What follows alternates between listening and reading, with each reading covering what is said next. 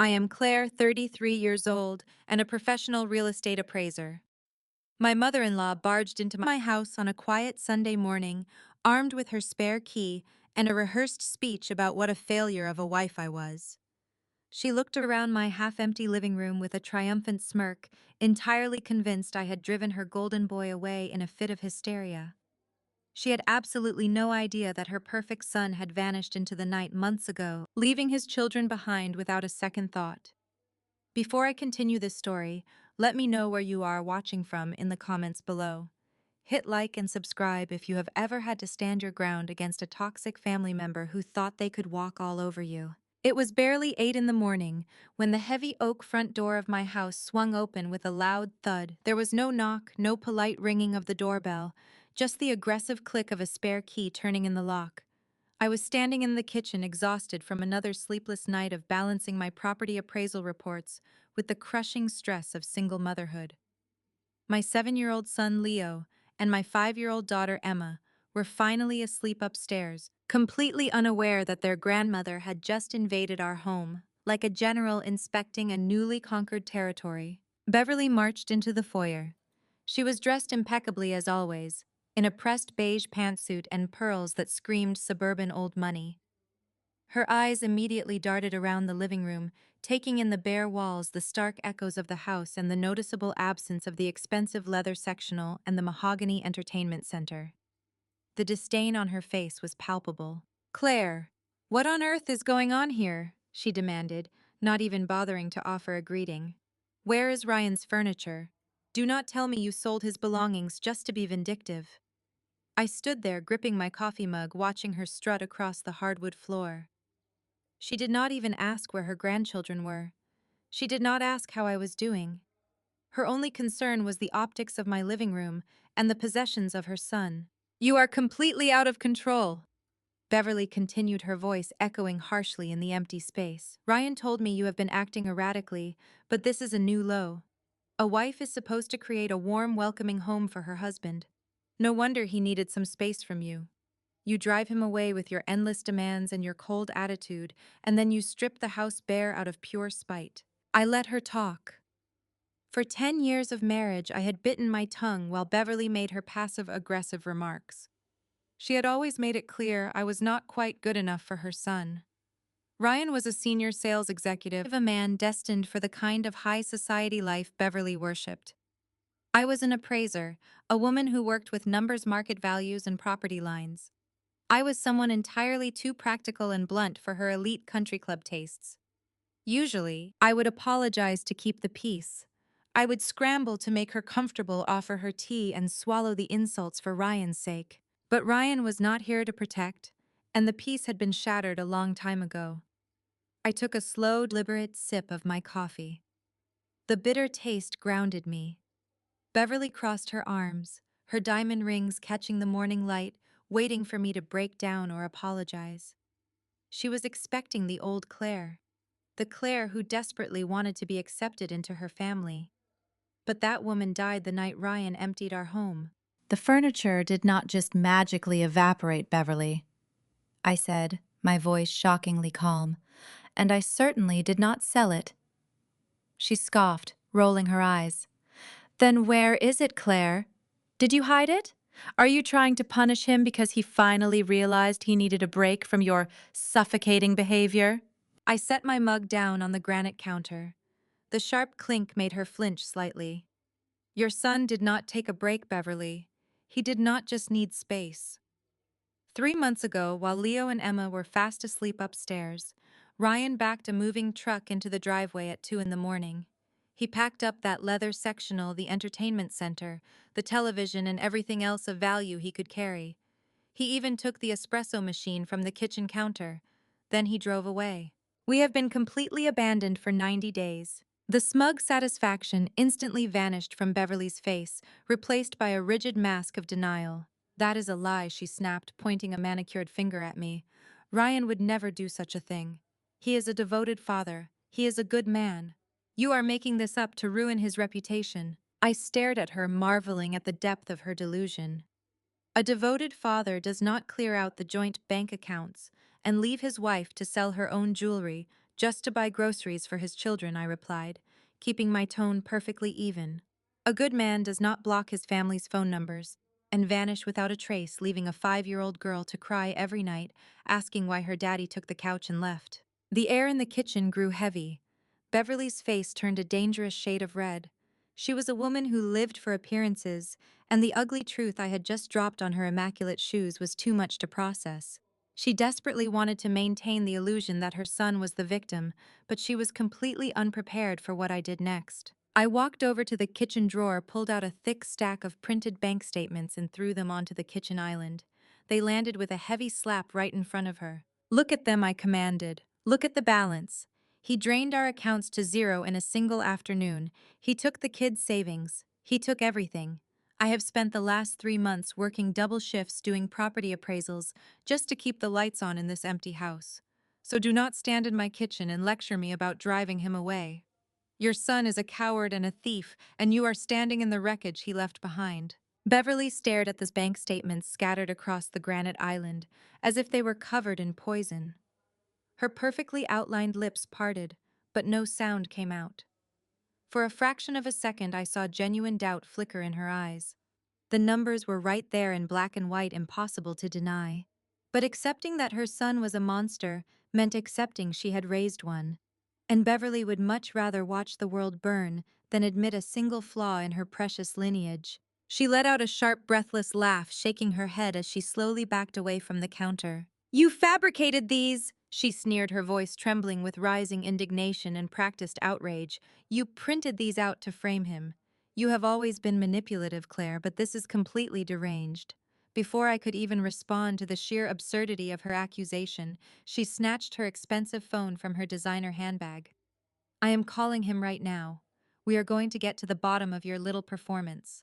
I crossed my arms and waited quietly. I had tried calling Ryan for weeks until the realization finally set in that I was speaking into a void. I wanted to see if he would actually pick up for his mother. The phone rang twice on speakerphone, the sound echoing loudly off the bare walls of my living room. Then came a click. "Mom," his voice filled the empty room. It was not the voice of a man who had abandoned his family in the dead of night. It was soft, strained, and coated in a thick layer of manufactured exhaustion. He sounded exactly like a man who had been pushed to the absolute brink. Ryan. Beverly gasped, glaring at me triumphantly. "Honey, I am at the house. Claire is here and she is making the most psychotic accusations. She is telling me you stole money and abandoned them." I heard a heavy, long sigh through the speaker. It was a masterful touch. I could almost picture him rubbing his face, playing the part of the battered, long-suffering husband. "Mom, I told you not to go over there," he said, his tone dripping with fake sorrow. "She is not well. You know she is not well." I gripped the edge of the counter, my knuckles turning white. Not well. That was his angle. Beverly's eyes lit up with immediate validation. "I know, sweetheart, but I had to see my grandchildren. And the house is completely empty. She is claiming you took the furniture." Another dramatic sigh sounded from the phone. "Mom, she threw me out. You know this. She had one of her episodes screaming and throwing things. She told me to pack my stuff and leave, so I did. I took exactly what she demanded I take just to de-escalate the situation. I only wanted peace." I stared at the phone in pure disbelief. The sheer audacity of his lies was breathtaking. It was a completely alternate reality spun effortlessly on the spot. He was painting my desperation as instability, my trauma as a weapon. But the performance got worse. "She locked me out of the joint accounts the very next morning." Ryan continued, his voice cracking slightly for maximum emotional effect. "I had to scramble just to find a safe place to sleep. I have been trying to send money for the kids, but she returns every transfer. She will not even let me speak to Leo or Emma. I have been begging her, Mom. Begging her to let me see my own children, and she just uses them as pawns." The rooms spun around me. He had not sent a single dime. He had not made a single phone call to his children in 90 days. Yet here he was, playing the devastated father to a highly receptive audience of one. I opened my mouth to defend myself, to scream the truth, but Ryan was already wrapping up his performance. "Please just leave, Mom. Do not engage with her. I am working with my lawyer to get the kids out of that toxic environment safely. Just go home before she tries to hurt you too. The line went dead. Beverly slowly lowered her phone. She stood taller, her chest puffed out with the self-righteous vindication of a woman whose worst biases had just been confirmed. She looked at me not just with disdain, but with pure, unadulterated revulsion. "You make me sick," she hissed. "I knew from the moment Ryan brought you home that you were a huge mistake. You came from absolutely nothing, Claire. A blue-collar nobody with a calculator and a cheap degree. We welcomed you into a respectable family, and this is exactly how you repay us. By losing your mind and trying to destroy my son." I kept my face completely blank. Reacting was exactly what she wanted. If I raised my voice, I was the hysterical woman Ryan claimed I was. If I cried, I was weak. I let her harsh words wash over me, refusing to give her the satisfaction of seeing me bleed. You are trailer trash, dressed up in suburban clothes, Beverly spat, stepping closer to me.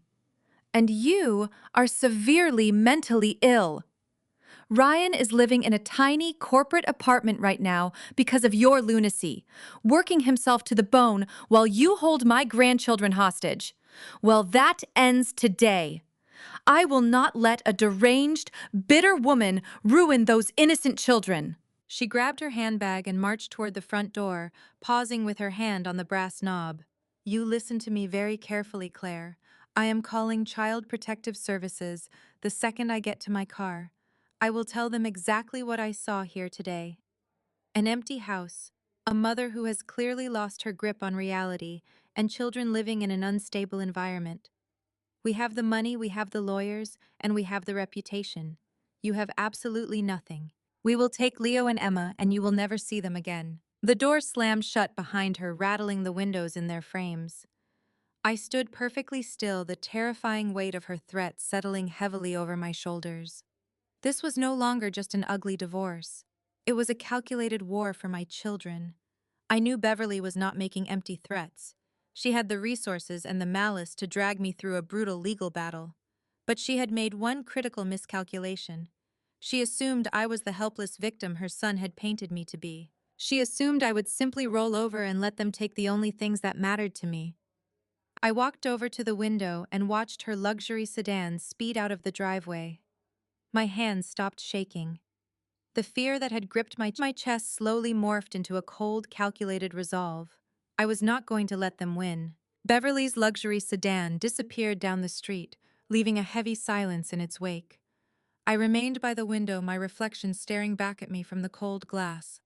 The threat of Child Protective Services hung in the air, a vicious tactic designed to break my spirit. But the sheer absurdity of Ryan's lies had given me something far more valuable than fear. It gave me absolute clarity. I walked back to the kitchen island and gathered the bank statements I had thrown down earlier. The papers felt heavy in my hands, a tangible record of my husband's ultimate betrayal. Every zero on those pages represented a meal. I had to stretch a bill, I had to defer, and a piece of my own jewelry I had sold to the local pawn shop just to keep the heat running. I traced the line where our joint savings account, the money we had painstakingly set aside for Leo and Emma's college funds, was transferred out in one single catastrophic wire. He had drained everything. Yet amidst the fury, a specific phrase from Beverly's venomous tirade echoed in my mind. She claimed Ryan was suffering, working himself to the bone while living in a tiny corporate apartment. A corporate apartment. I almost laughed out loud at the profound stupidity of that lie. I knew Ryan's company inside and out. I had attended their holiday galas, navigated their benefits packages, and meticulously filed our joint taxes for 10 years. His firm was notoriously frugal with executive perks. They did not provide corporate housing, not even for their senior vice presidents, and certainly not for a mid-level sales director like Ryan. If he was telling his mother he was in company-sponsored housing, he was covering up his actual location. He was hiding something expensive. Ryan was arrogant, but he was also fundamentally lazy. Narcissists like him always leave a trail because they genuinely believe they are too smart to be caught by the people they underestimate. He had underestimated me for our entire marriage, viewing my career as a real estate appraiser as a modest little job, rather than a highly analytical profession, built entirely on investigating hidden assets, tracking property records, and uncovering the truth behind closed doors. I needed to find him. Not to beg him to come back, but to build my legal fortress. If Beverly was mobilizing her lawyers, I needed ammunition. I began pacing the hardwood floor, my mind racing through our shared digital footprint. When he abandoned us, he changed the passwords to the bank accounts, his email, and his social media. But Ryan had a blind spot. He was entirely obsessed with upgrading to the newest technology, discarding his older devices the moment a newer model was released. 2 years ago, he bought a new tablet and tossed his old iPad into the bottom drawer of the home office desk, dismissing it as practically useless because the battery drained too fast. He had handed it over to Leo to play offline educational games, entirely forgetting that it was still tethered to his primary cloud account. I rushed up the stairs, my heart pounding a frantic rhythm against my ribs. I bypassed the empty spaces where his belongings used to be and headed straight for the small room we used as a home office. I pulled open the heavy wooden drawer, digging past discarded charging cables and old tax folders. My fingers brushed against the cold aluminum casing of the forgotten tablet. I pulled it out, praying the screen was not shattered and the internal components were still functional. I plugged the device into the wall charger and waited. The seconds stretched into absolute agony. I stared at the blank black screen, wondering if he had realized his mistake and remotely wiped the device. If he had severed this digital tether, my best chance of locating him would vanish. Finally, the stark white Apple logo appeared. I let out a breath I did not realize I was holding. The lock screen illuminated, displaying a generic background. My hands shook slightly as I typed in the old passcode, a combination of his birth year and his mother's initials. He lacked the imagination to change it. The tablet unlocked, bringing me straight to a cluttered home screen. I immediately tapped the settings icon, verifying that the device was indeed still syncing to his master account via the home network. He had never bothered to sign out. I opened the location tracking application. A map of the greater metropolitan area filled the screen, displaying a small grid of green and gray. A little blue dot indicated my current position in our neighborhood. I scanned the list of connected devices linked to his account. There it was, Ryan's new smartphone. I tapped the icon and watched the loading wheel spin. Finding location. The words pulsed on the screen. I leaned closer, my eyes tracking the digital map as it zoomed out, scanning across the city limits, moving far past the downtown commercial district where his office was located. The map shifted aggressively to the north, venturing into the sprawling, affluent suburbs that bordered the nearby lake. It bypassed the areas zoned for commercial real estate and apartment complexes. The loading wheel vanished. A bright green pin dropped onto the map with striking precision. I stared at the location, my professional instincts instantly recognizing the coordinates. It was not a corporate apartment building. It was not a budget rental or a temporary lodging facility for displaced executives. The address sat squarely in the middle of Whispering Pines, an ultra-exclusive gated community renowned for luxury townhomes and sprawling estates. As an appraiser, I knew that specific zip code intimately. The properties there rarely listed for anything under $1 million. My husband, the man who had drained his children's savings accounts and cried poverty to his mother, was currently sitting inside a luxury piece of real estate while letting us face financial ruin. He had woven a masterpiece of deception, but the curtain was about to fall. Beverly had barely a 10-minute head start. She was undoubtedly driving to that exact location right now to strategize with her golden boy after our disastrous confrontation. I grabbed my car keys from the counter, my mind already calculating the quickest route to the northern suburbs. I was going to catch them in their perfect little hideaway. It was time to pay his corporate apartment a visit. I locked the door and sprinted to my 15-year-old sedan. The engine sputtered in protest before roaring to life, a stark contrast to the smooth hum of the luxury vehicles my husband and his mother preferred. I threw the car into drive and sped away, my mind laser-focused on the bright green dot illuminated on the tablet. The tracker showed Ryan stationary in the northern suburbs, specifically in the Whispering Pines subdivision. Beverly had a 10-minute head start, but she was a notoriously cautious driver. I, on the other hand, had the adrenaline of a betrayed mother fueling my foot on the gas pedal. I merged onto the interstate, expertly weaving through traffic. As I approached the exit, a familiar flash of pearl white caught my eye. It was Beverly's pristine Mercedes sedan cruising exactly 2 cars ahead of me. A bitter smile crossed my face. I eased off the accelerator and settled into the middle lane, keeping a safe distance. I watched her turn signal blink as she took the exit toward the lakefront district. I followed her like a shadow, completely unnoticed. She was likely too busy rehearsing how she would comfort her victimized son to check her mirror. The scenery outside shifted dramatically.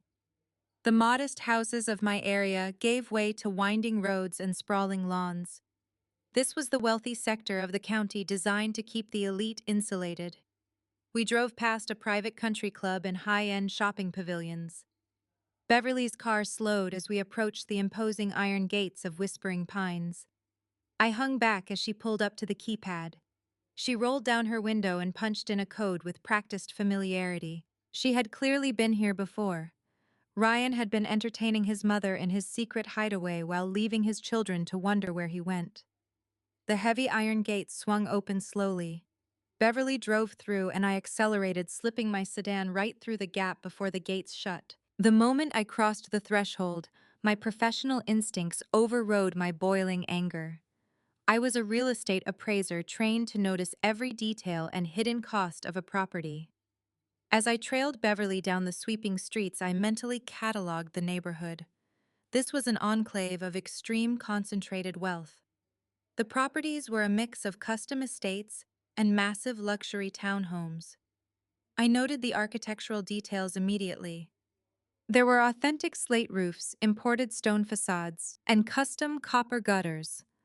The landscaping alone required thousands of dollars a month in upkeep, featuring mature trees and perfectly symmetrical retaining walls. I looked at the lot sizes, the setback from the street, and the custom paver driveways. Everything screamed premium pricing. I ran the comparables in my head, pulling data from recent appraisals conducted in similar zip codes. The average price per square foot in a neighborhood, with this exclusivity, complete with gated security, and a homeowner association fee that rivaled my monthly mortgage, was staggering. Even the smallest townhomes in this development would not list for anything less than $1.2 million. The larger estates pushed well past $2 million. My grip on the steering wheel tightened until my knuckles ached. Beverly had stood in my kitchen and claimed Ryan was suffering in a tiny corporate apartment. She looked me in the eye and spun a tale of a hardworking man forced into a budget rental because his terrible wife locked him out of his finances. But companies do not rent $1.2 million luxury townhomes for mid-level sales directors. Even top-tier executives are placed in upscale high-rises downtown, not in permanent suburban enclaves, requiring massive down payments and flawless credit history. This was no corporate housing. This was a long-term, highly calculated investment. Ryan had poured serious money into this place. He orchestrated a financial maneuver that required months of planning, moving assets around in the dark, while smiling at me over the dinner table. He drained our children's savings, claiming he needed protection from my supposed instability. But the truth was written in the imported stone and manicured lawns rolling past my car windows. He had stolen our family's future to fund his luxury escape. Beverly's Mercedes turned down a quiet cul-de-sac lined with towering oak trees. I pulled my car over to the curb about 100 yards behind her, killing the engine, but keeping my eyes fixed on her vehicle. She glided into the driveway of a stunning, newly constructed townhome at the very end of the street. The property was gorgeous, boasting a modern farmhouse aesthetic with dark trim, expansive floor-to-ceiling windows, and a perfectly pristine 3-car garage. I sat in the silence of my car, the reality of the situation washing over me. The sheer scale of his deception was breathtaking. He had not just walked away from our marriage. He had meticulously robbed us to build a separate, lavish life, completely insulated from the financial ruin he left in his wake. And his mother was actively participating in the cover-up, enabling his cruelty to protect their precious family image. I watched Beverly step out of her car, smoothing her blazer and adjusting her pearls. She walked up the stone pathway toward the massive wood front door, looking every bit the proud mother visiting her successful son. She had no idea I was sitting down the street, armed with the truth, and ready to burn their lie to the ground. The anger I felt was no longer wild, but completely focused, transforming my heartbreak into a powerful weapon they would never see coming today. I slowly unbuckled my safety seatbelt, grabbed my heavy leather purse, and stepped right out into the crisp, cool morning air. It was finally time to introduce myself to the new neighborhood. The crisp morning air bit at my cheeks as I closed my car door with a soft click. I kept my footsteps light on the paved sidewalk, using the towering oak trees and manicured hedges as cover. My heart hammered against my ribs, an erratic drumbeat of adrenaline and cold fury. I watched Beverly ascend the three wide stone steps leading to the grand double doors of the townhome. She reached out and pressed the illuminated doorbell. A soft melodic chime echoed from deep within the cavernous house.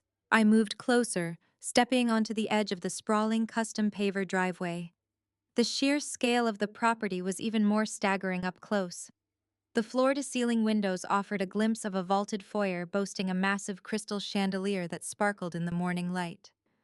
This was a fortress built on the stolen foundation of my children's future. I positioned myself just behind a large decorative stone planter mere feet from the entryway. I wanted to see his face when he answered the door. I wanted to witness the exact moment his carefully constructed lie shattered into a million pieces. The heavy wood door swung inward with a smooth, silent glide. Ryan stood in the entryway. He was not wearing the wrinkled clothes of an overworked, displaced father. He looked impeccably rested, dressed in a cashmere sweater and tailored linen trousers that screamed casual weekend luxury. His hair was perfectly styled, and a relaxed, arrogant smile played on his lips. "Mom," he said, his voice warm and inviting. "I told you I would call you later. What are you doing here so early?" Beverly beamed at him, completely oblivious to the predator standing right in front of her. "Oh, darling," she cooed, reaching out to pat his arm. "I just had the most dreadful morning. Claire is completely losing her mind. I had to come see you. I had to make sure you were safe from her psychotic behavior. She is making wild accusations about money, Ryan. It was utterly exhausting." Ryan sighed, a practiced look of pure martyrdom washing over his handsome features. "I know, Mom," he murmured, shaking his head. "I tried to warn you. She is completely unhinged. You should not have engaged with her." I stepped out from behind the stone planter. I planted my feet firmly on the welcome mat, completely closing the distance between us. "Then you should be absolutely terrified, Ryan," I said, my voice cutting through the quiet suburban morning like a knife.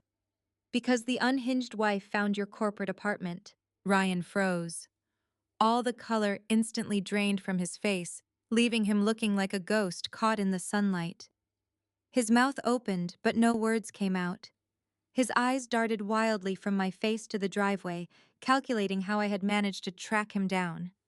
The smug arrogance vanished, replaced by sheer, unadulterated panic.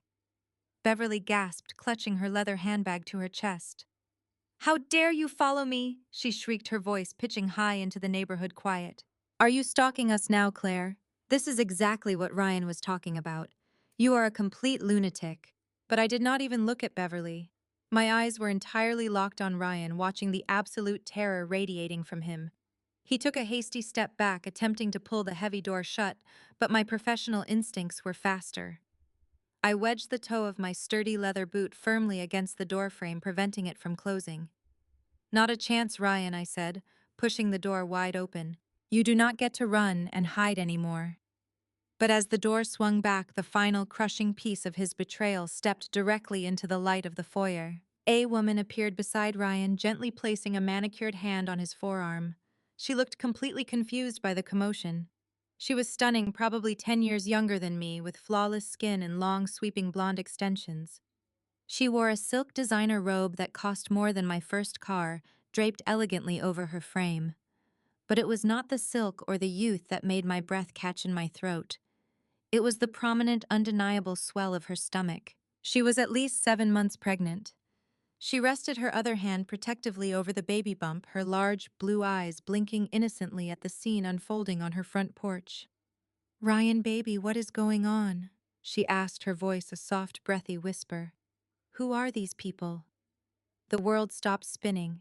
The air left my lungs in a violent rush. Every late night Ryan had claimed to be working, every sudden business trip, every secretive text message over the last year suddenly snapped into perfect, devastating focus. He had not just stolen our money to live in luxury, he had stolen our money to start an entirely new family while leaving his existing children completely destitute. Silence descended on the entryway. It was a thick, suffocating quiet. I stared at the pregnant, processing the magnitude of the cruelty. I waited for Beverly to react. I waited for the righteous indignation of a grandmother discovering her son had abandoned his legitimate children for a pregnant mistress. For a fleeting second, Beverly looked genuinely stunned. Her jaw dropped and she stared at the younger woman's stomach in absolute shock. Ryan scrambled to control the narrative. "Mom, please let me explain," he stammered, raising his hands defensively. "This is Brittany. We were going to tell you, but things with Claire got so complicated." I braced myself for Beverly to unleash her fury on him. Instead, a terrifying transformation occurred. The older woman looked at the designer clothes and the luxury home. She quickly realized the immense social value of this new situation. Beverly smoothed her blazer, completely discarding her morals. She smiled at the young mistress. "Hello, Brittany," she said warmly. "You have a beautiful home. Claire must leave right now." Beverly's pivot was so violently abrupt it gave me whiplash. One second she was a girl, discovering a devastating betrayal, and the next she was a high society matriarch, protecting her bloodline's reputation at all costs. She stepped forward, physically wedging herself between me and the open doorway where Ryan stood shielding his pregnant mistress. Beverly grabbed my forearm with a grip like a steel vise. Her perfectly manicured nails dug into my skin as she forcefully yanked me backward away from the front porch and down onto the sprawling custom paver driveway. "We are leaving right now," Beverly hissed through a tight fake smile directed at Brittany before turning her venomous glare entirely on me. "You are causing a scene in a respectable neighborhood." I ripped my arm out of her grasp, stumbling slightly on the manicured lawn.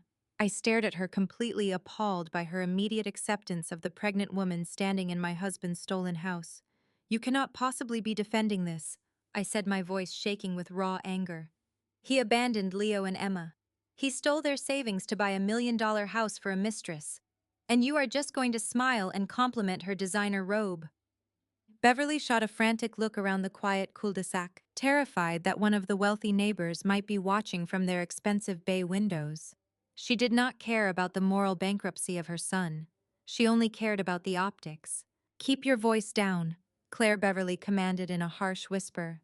"What is done is done." Ryan clearly made a choice for his future, and frankly, looking at this beautiful property, it seems he finally found someone who matches his ambition. You were always dragging him down with your mediocre career and endless complaints. Now he has a chance at a real family. A real family, I repeated the words, tasting like ash in my mouth. I am his real family. My children are his real family. But Beverly was not listening. She was already digging into her expensive leather handbag. She pulled out a pristine leather-bound checkbook and a gold-plated designer pen. She used the hood of my rusted 15-year-old sedan as a desk, hastily scribbling a number across the crisp paper. She ripped the check from the binding and shoved it aggressively against my chest. I looked down. It was a check for $10,000. The absolute insult of the number hit me harder than a physical blow. $10,000 to replace a decade of marriage, my children's drained savings accounts, and the total destruction of our lives. "Take it," Beverly ordered, her tone icy and absolute. "Consider it a generous severance package. You are going to take this money, hire a cheap mediator, and sign a completely uncontested divorce. You will not ask for alimony, you will not fight him for assets, and you will absolutely not mention a single word of this to anyone in our social circle.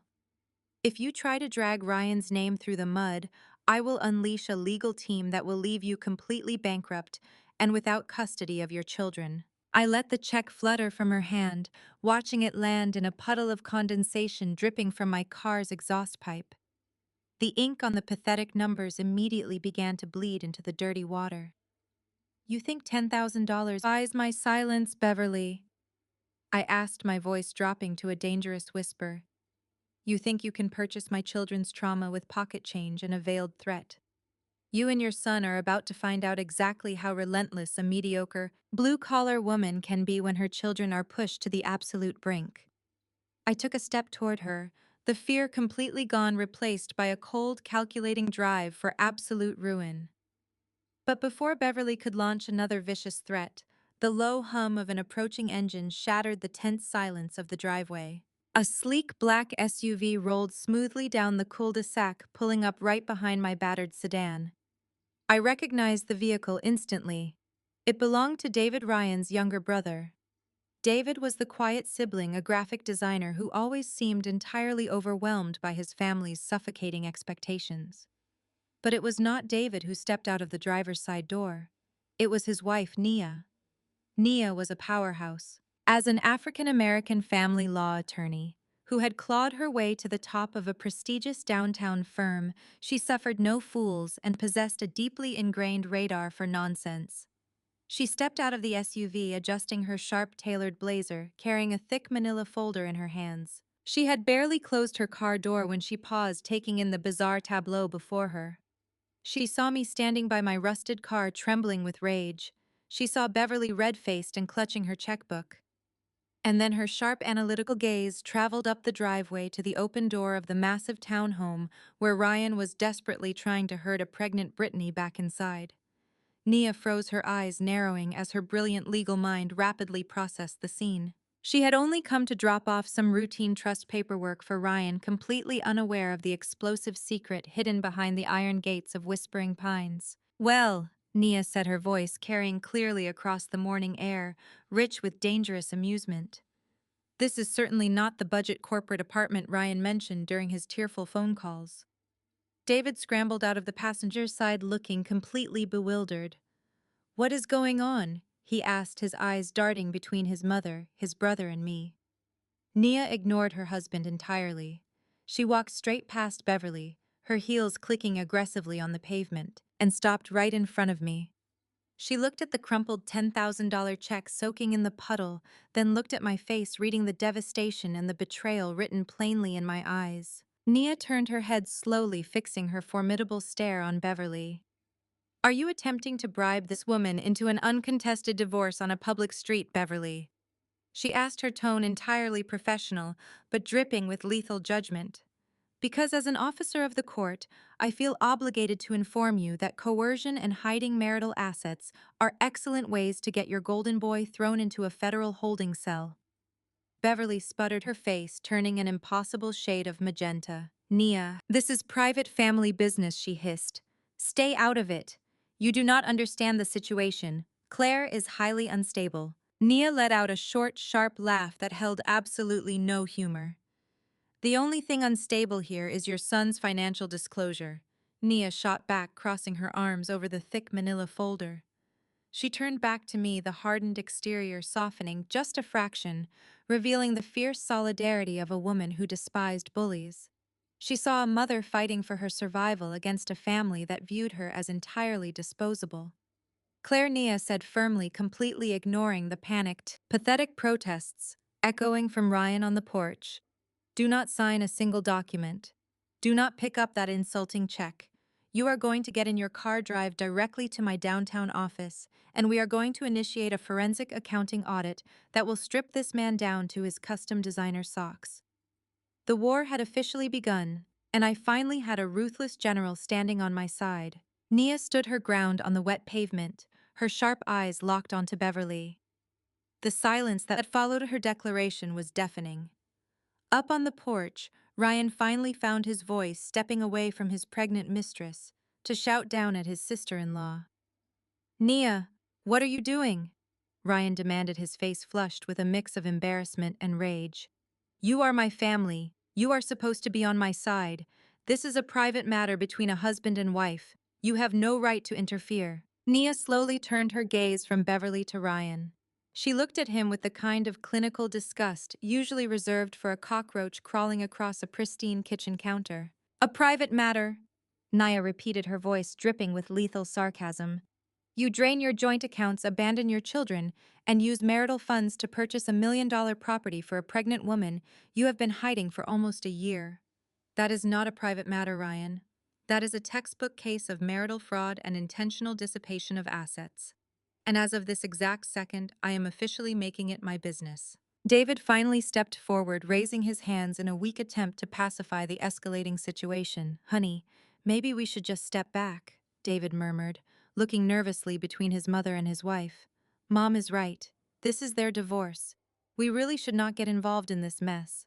Nia snapped her head toward her husband, stopping him dead in his tracks with a single furious glare. Do not tell me to step back, David, she ordered. Your brother is actively stealing from his own children. He left his 5-year-old daughter crying for him every single night while he was busy picking out custom stone facades with his mistress.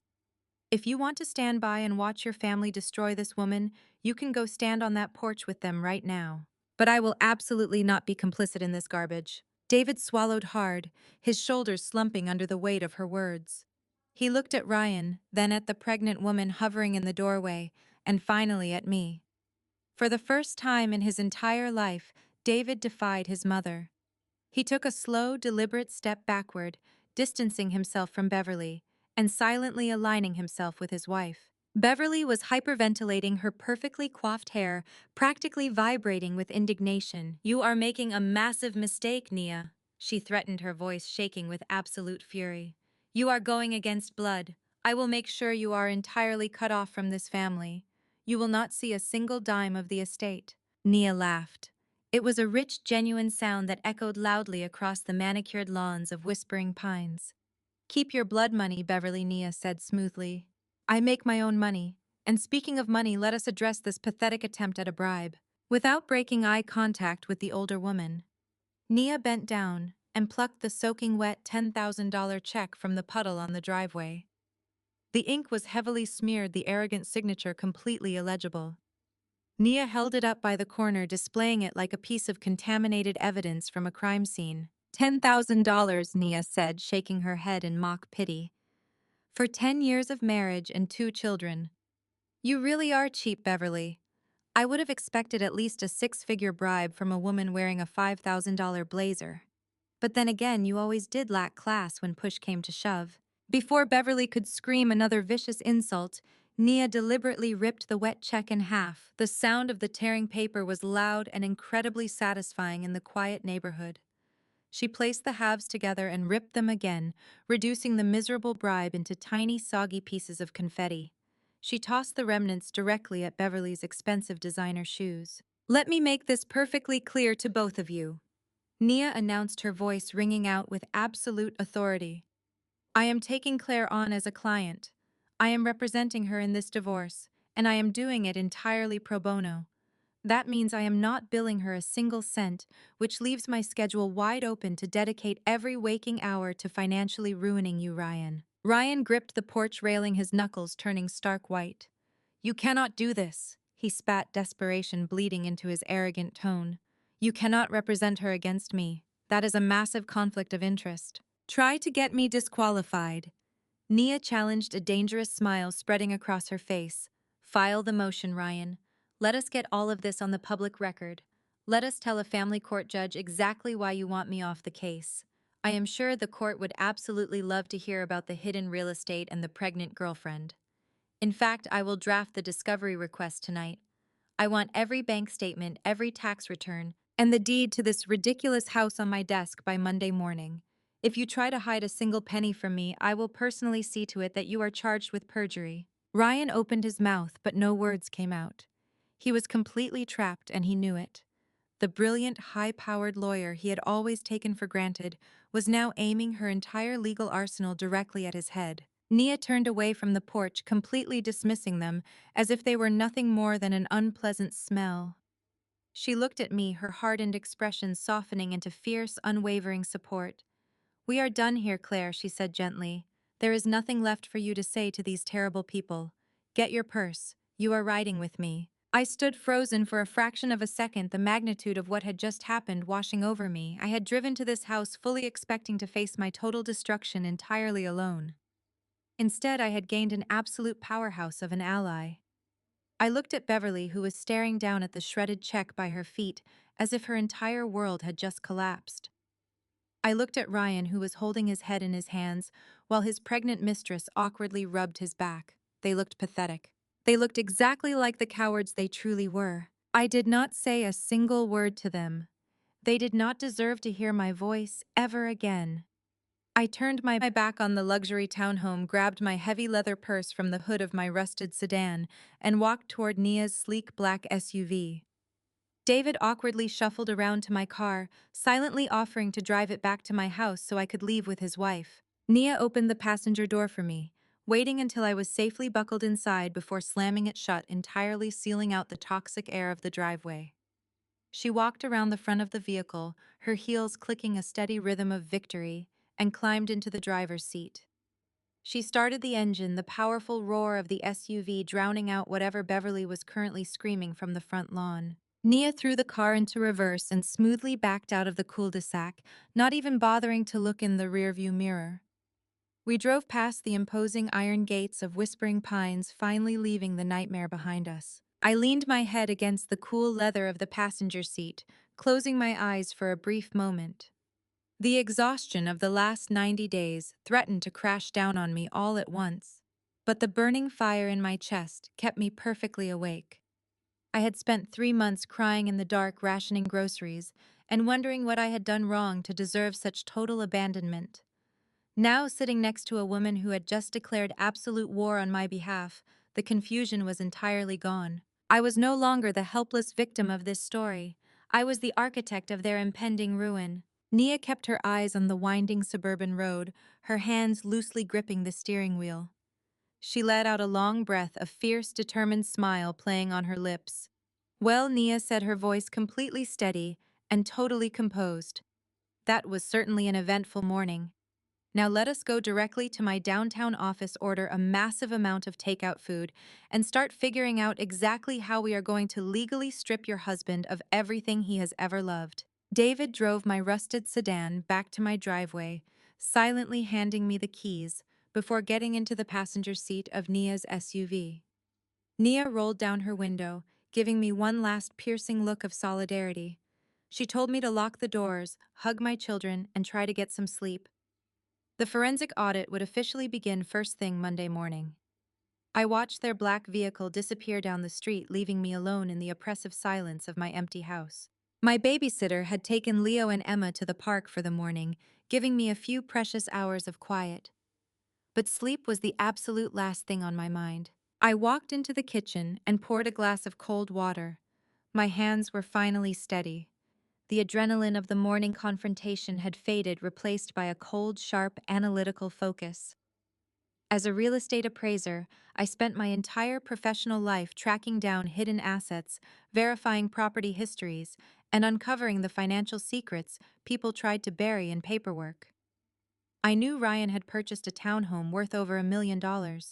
I knew he had drained our joint savings account, which held roughly $50,000. But $50,000 does not cover a 20% down payment on a luxury estate in Whispering Pines. He needed a massive influx of cash to close that deal. And I suddenly had a terrifying suspicion about exactly where he got it. I bypassed the kitchen and walked straight up the stairs to my home office. I sat down at my desk, booted up my computer, and logged directly into the county clerk's private database. My professional credentials granted me full access to the municipal property records, mortgage filings, and deed transfers for the entire state. I could have searched for the luxury townhome first, but I knew the property was likely held in a blind trust, heavily obscuring the true owner, which was a classic move for a man hiding assets. I did not need to see the townhome records right now to prove his guilt. I needed to look much closer to home. My fingers flew across the keyboard as I entered the address of my own house. The four-bedroom colonial where Leo and Emma were currently sleeping. The house I had painstakingly appraised and helped negotiate when we bought it 7 years ago. We had built substantial equity over the years, nearly paying off the original mortgage. I hit the search key and watched the loading wheel spin on the screen.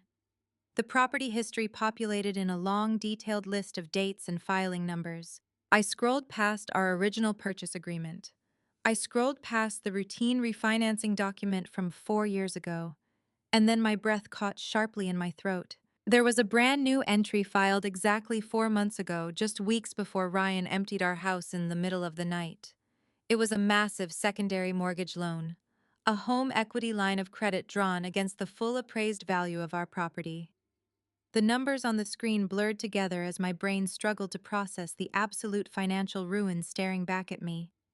Ryan had taken out a loan for $300,000. He had stripped every single ounce of equity out of our family home, converted it into untraceable cash, and used it to buy a luxury fortress for his pregnant mistress. Panic seized my chest. You cannot pull a secondary mortgage on a jointly owned property without the explicit notarized signature of both spouses. I clicked on the hyperlink to download the scanned PDF of the loan agreement. The 30-page document materialized on my monitor. I scrolled frantically to the very last page, my eyes scanning the signature lines. There was Ryan's signature, bold and arrogant in blue ink, and right next to it, resting on the line designated for the CO borrower, was my name. I leaned closer to the screen, my blood running completely cold. It was a spectacular forgery. The loop of the first letter and the slant of the ending were nearly identical to my actual handwriting. But it was absolutely not my signature. Ryan had forged my name on a federal financial document, and sitting right next to the forged signature was the official embossed stamp of a public notary. He had either found a corrupt notary, willing to turn a blind eye, or he had completely fabricated the stamp himself. Either way, it was textbook undeniable mortgage fraud. He had practically handed me the key to his federal prison cell. But the victory of uncovering the felony was instantly crushed by the terrifying reality of the loan itself. $300,000. I had been struggling to pay the basic utilities for 90 days. There was absolutely no way Ryan had been making the massive monthly payments on a secondary loan he secretly took out just before abandoning us. The sharp clatter of the brass mail slot in the front door echoed through the silent house, startling me out of my shock. The mail carrier had just dropped the Saturday delivery. I pushed my chair back from the desk, my legs feeling like lead as I walked down the stairs to the foyer. A pile of envelopes rested on the hardwood floor. I knelt down and sifted through the junk mail and utility bills.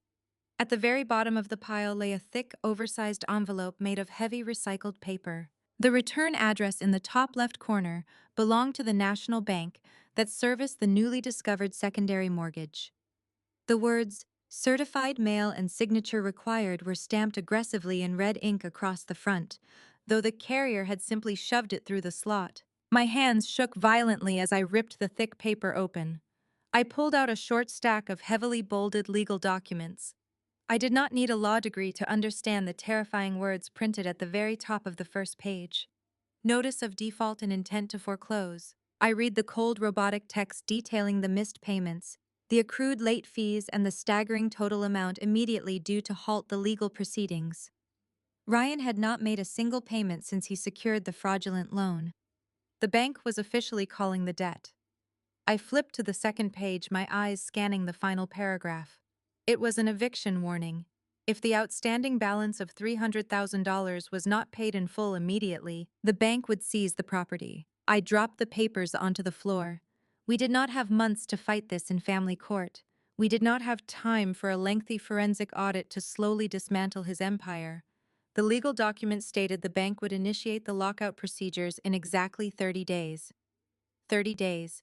In exactly 1 month, the bank was going to change the locks, board up the windows, and throw me and my 2 young children out onto the street. Ryan had not just left us destitute. I had set a ticking time bomb inside our home, perfectly timed to explode while he sat safely behind the iron gates of his stolen mansion. I stared at the thick legal documents scattered across the hardwood floor of the foyer, the words, "intent to foreclose," burning into my vision. The 30-day countdown echoed in my mind like a metronome ticking toward absolute destruction. Ryan had not simply walked away from our marriage to start a new life. He had deliberately constructed a financial trap designed to crush me and the children under its weight, leaving us homeless while he played house in a $1 million fortress. I scrambled to my feet, my hands trembling as I grabbed my cell phone from the kitchen counter. I hit the speed dial for Nia, my newly acquired pro bono attorney, and the only person standing between my family and total ruin.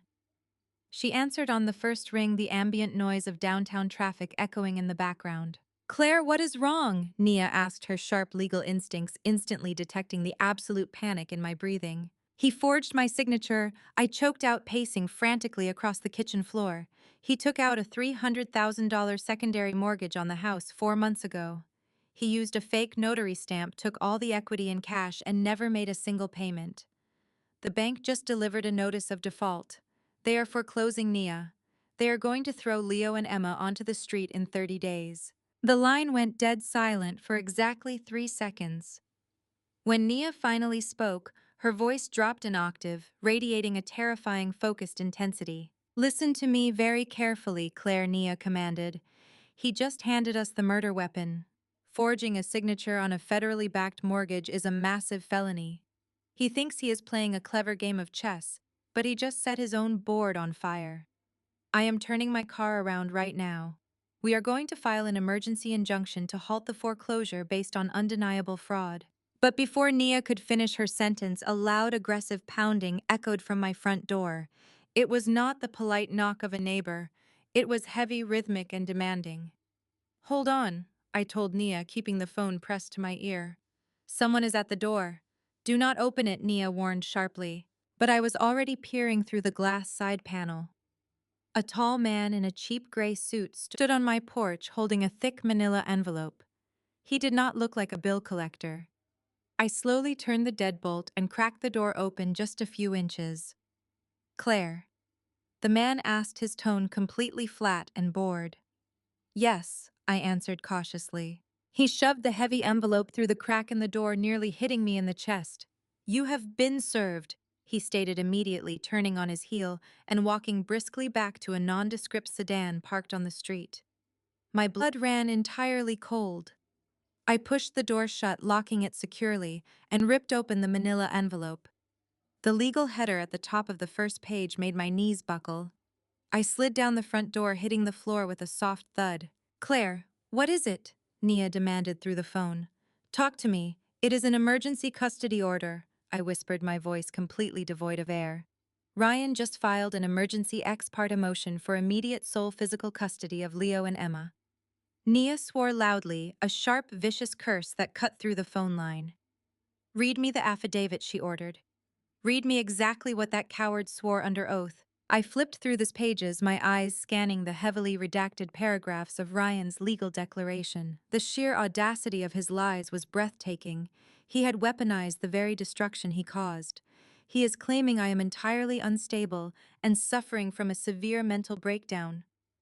I read aloud, my voice shaking with raw fury. He states that my erratic behavior forced him to flee the marital home for his own physical safety. But it gets worse, Nia. He attached the foreclosure notice. How did he get the foreclosure notice? Nia asked, her legal mind working at lightning speed. He is the primary borrower on the fraudulent loan. I realized the sick truth washing over me. The bank sent copies to him too. He knew the notice of default was arriving today. He timed this perfectly. Read the rest of the accusation, Nia instructed, her tone turning dangerously quiet.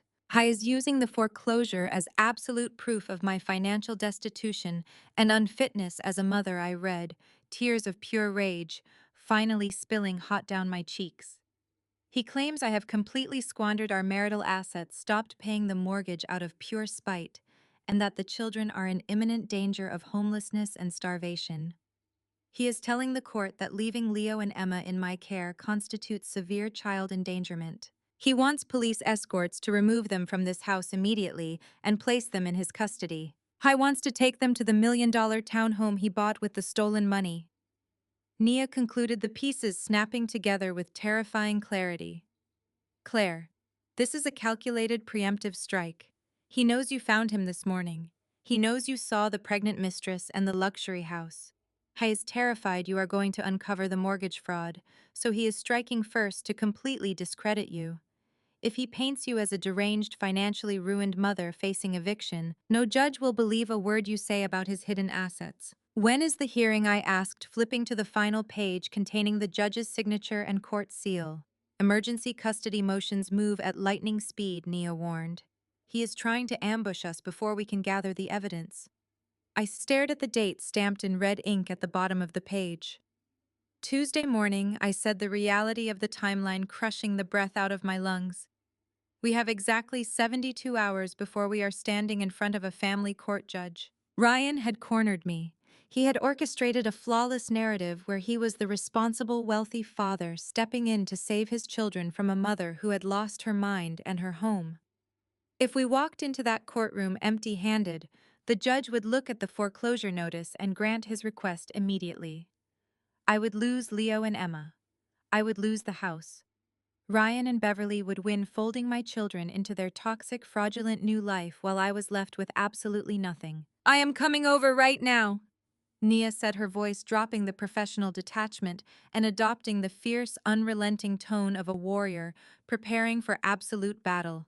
We have 72 hours to tear his entire narrative apart. Do not pack a single bag for those children, Claire. We are going to walk into that courtroom on Tuesday, and we are going to drop a nuclear bomb on his perfect little life. I hung up the phone, the silence of the foyer wrapping around me once again. I looked at the foreclosure notice sitting next to the emergency custody order.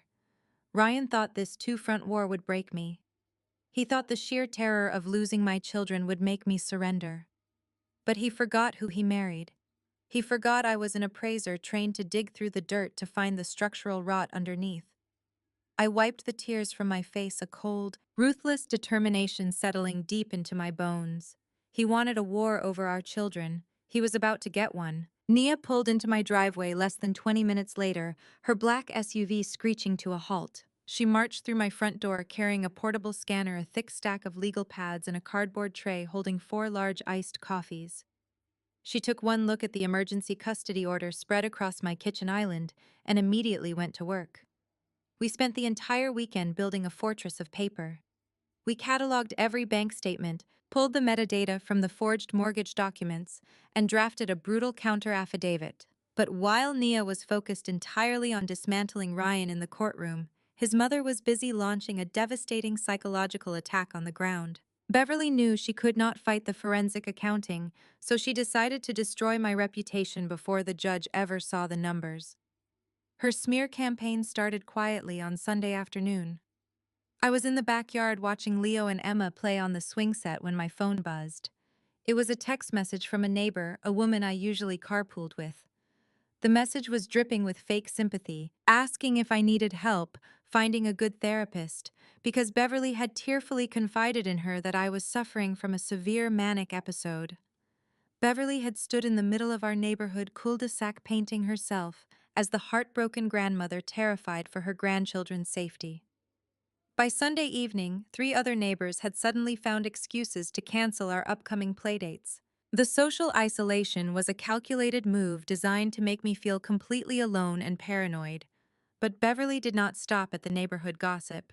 She escalated her attacks on Monday morning, aiming directly at the most vulnerable part of my life. I had just dropped Leo and Emma off at their elementary school, giving them forced, cheerful smiles and tight hugs to hide the absolute terror gnawing at my stomach. I was walking back to my car when the school principal, a stern woman named Mrs. Higgins, intercepted me in the parking lot. She asked me to step into her office for a brief confidential meeting. My heart hammered against my ribs as I sat down in the uncomfortable plastic chair across from her desk. Mrs. Higgins folded her hands, looking at me with a mixture of pity and professional concern. She informed me that she had received a highly distressing phone call that morning from Ryan's mother. Beverly had called the school in tears, warning the administration that I was financially destitute, emotionally unstable, and potentially a flight risk. She had even explicitly requested that the school hold the children in the front office at dismissal and only release them to Ryan, citing an impending emergency custody order. The sheer malice of the maneuver took my breath away. Beverly was actively trying to weaponize the school against me, turning the teachers and administrators into her personal surveillance team. I took a deep, steadying breath, refusing to let Mrs. Higgins see the panic Beverly desperately wanted to provoke. I looked the principal dead in the eye and calmly explained that my husband had abandoned our family months ago, drained our accounts, and was currently attempting to use the legal system to hide his financial crimes.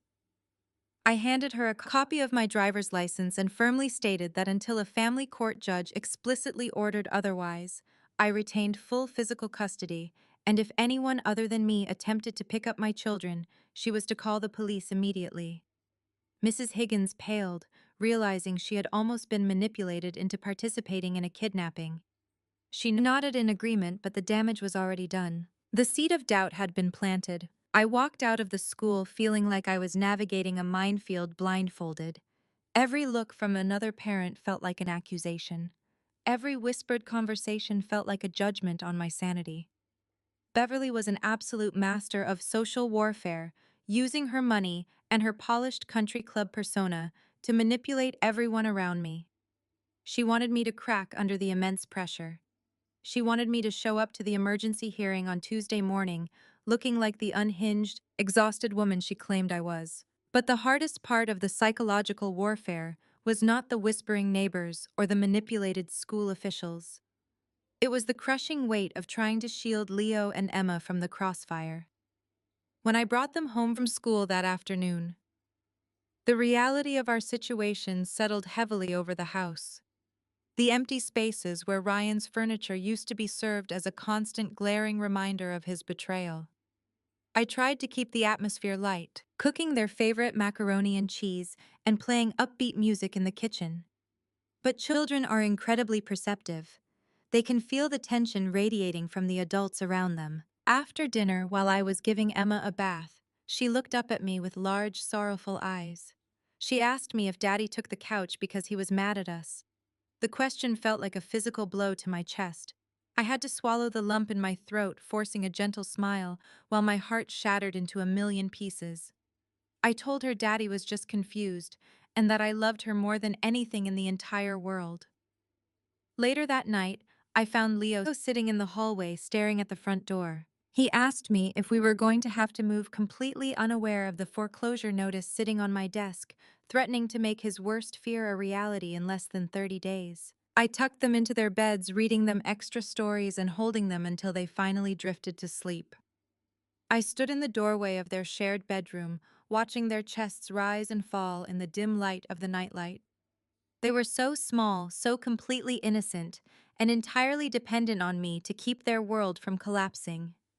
Ryan and Beverly were treating them like pawns on a chessboard, willing to destroy their sense of security just to win a legal battle and protect a stolen fortune. I walked back downstairs to the kitchen, where Nia was still sitting at the island, her laptop glowing in the dark as she drafted the final pages of our legal response.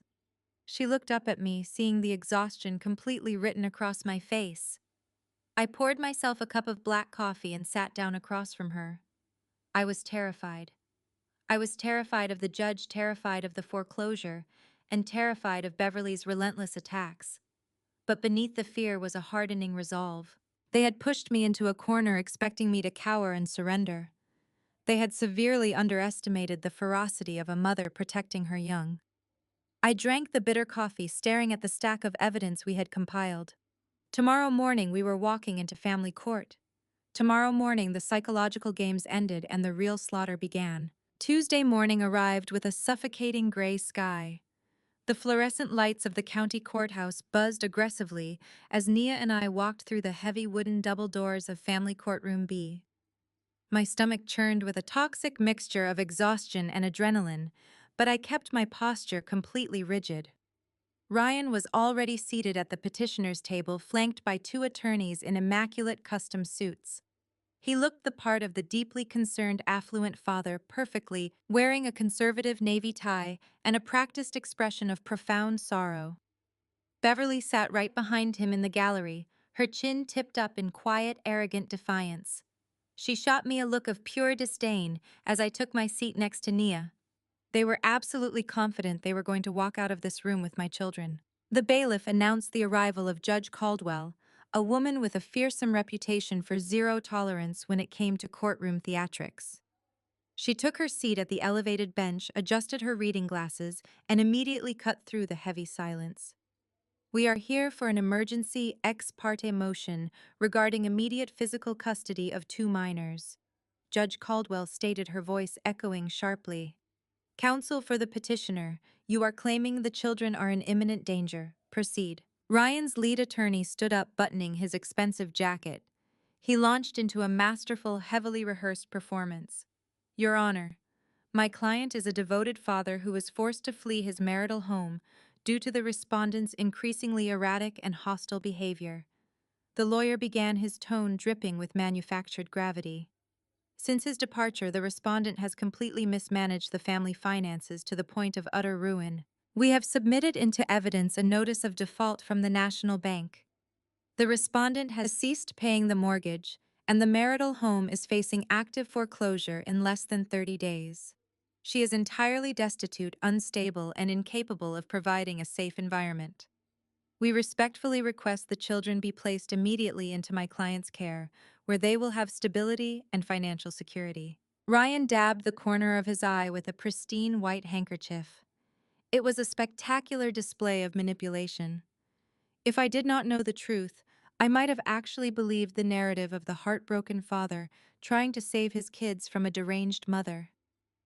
Judge Caldwell looked down at the foreclosure notice, a deep frown forming on her face. She turned her stern gaze toward our table. Counsel for the respondent, the judge said, her tone laced with severe warning. Foreclosure and extreme financial instability are highly concerning. How do you respond to these allegations? Nia stood up slowly. She did not rush. She smoothed the front of her tailored blazer and picked up a massive, heavily tabbed binder from our table. Your Honor, we completely agree that the financial situation is deeply concerning. Nia said, her voice perfectly calm and lethal. However, the petitioner's narrative is a complete fabrication built entirely on his own criminal acts. Ryan's attorney objected immediately, but Judge Caldwell waved him down deeply, intrigued by Nia's sheer confidence. Nia walked to the center of the courtroom and handed a copy of the thick binder to the court clerk. Your Honor, the respondent is not facing foreclosure because she mismanaged funds, Nia continued, her voice ringing clear across the room. She is facing foreclosure because 4 months ago, the petitioner secretly took out a $300,000 secondary home equity loan against the property. He forged my client's signature, utilized a fraudulent notary stamp, extracted the entire equity in untraceable cash, and deliberately defaulted on the payments. We have provided the metadata, the loan origination documents, and a sworn affidavit from the actual notary whose stamp was fabricated. The courtroom went dead silent. The color completely drained from Ryan's face. His pristine handkerchief fell onto the wooden table. Beverly gasped loudly from the gallery, completely abandoning her high society composure. Judge Caldwell flipped aggressively to the tabbed section of the binder, her eyes scanning the forged documents. This is an outrageous accusation, Ryan's lawyer stammered, entirely blindsided by the revelation. His client had clearly lied to him. It gets worse, Your Honor, Nia said, cutting the lawyer off without a second glance. The petitioner claims my client is destitute and unfit. Yet for the last 90 days, he has not contributed a single penny to the care of his children. He drained the joint accounts to zero and vanished. If you turn to tab 4, you will see exactly how my client has kept those children alive. Judge Caldwell turned the page, her expression hardening into absolute fury. I had spent hours organizing those receipts. Every single transaction was documented. You will see the receipts where my client sold her own wedding band and personal jewelry to the local pawn shop just to keep the electricity on, Nia explained, pointing to the corresponding pages. You will see the grocery bills she paid by working double shifts as a real estate appraiser. You will see the receipts for Leo's asthma medication and Emma's school supplies, completely funded by a mother who was left with absolutely nothing. She has single-handedly paid for every meal, every doctor visit, and every utility for 3 months, while the petitioner used the $300,000 he stole from his children to purchase a luxury townhome for his pregnant mistress. Ryan's lawyer physically backed away from his own client, realizing he was standing next to a legal landmine. Judge Caldwell slowly lowered the binder. She looked at Ryan with a level of disgust that could melt steel. Ryan opened his mouth desperately, trying to formulate an excuse, but the judge slammed her gavel down with terrifying force. Not one word, Mr. Petitioner. Judge Caldwell snapped, her voice vibrating with authority. I have seen a lot of despicable behavior in my courtroom, But weaponizing a fraudulent foreclosure to steal custody of your children is a new level of depravity. The judge turned her attention back to Nia. The emergency custody order is denied immediately, she stated, her pen flying across the official document. Custody remains exactly as the status quo. The respondent retains full physical custody. Furthermore, I am ordering the petitioner to pay immediate emergency child support and issuing a temporary restraining order preventing him from coming within 500 feet of the children's schools. I released a breath I felt like I had been holding for 3 months.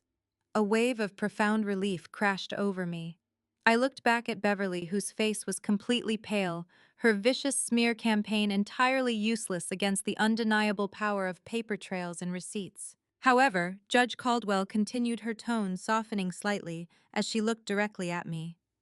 Family court does not have the jurisdiction to halt a bank's foreclosure process.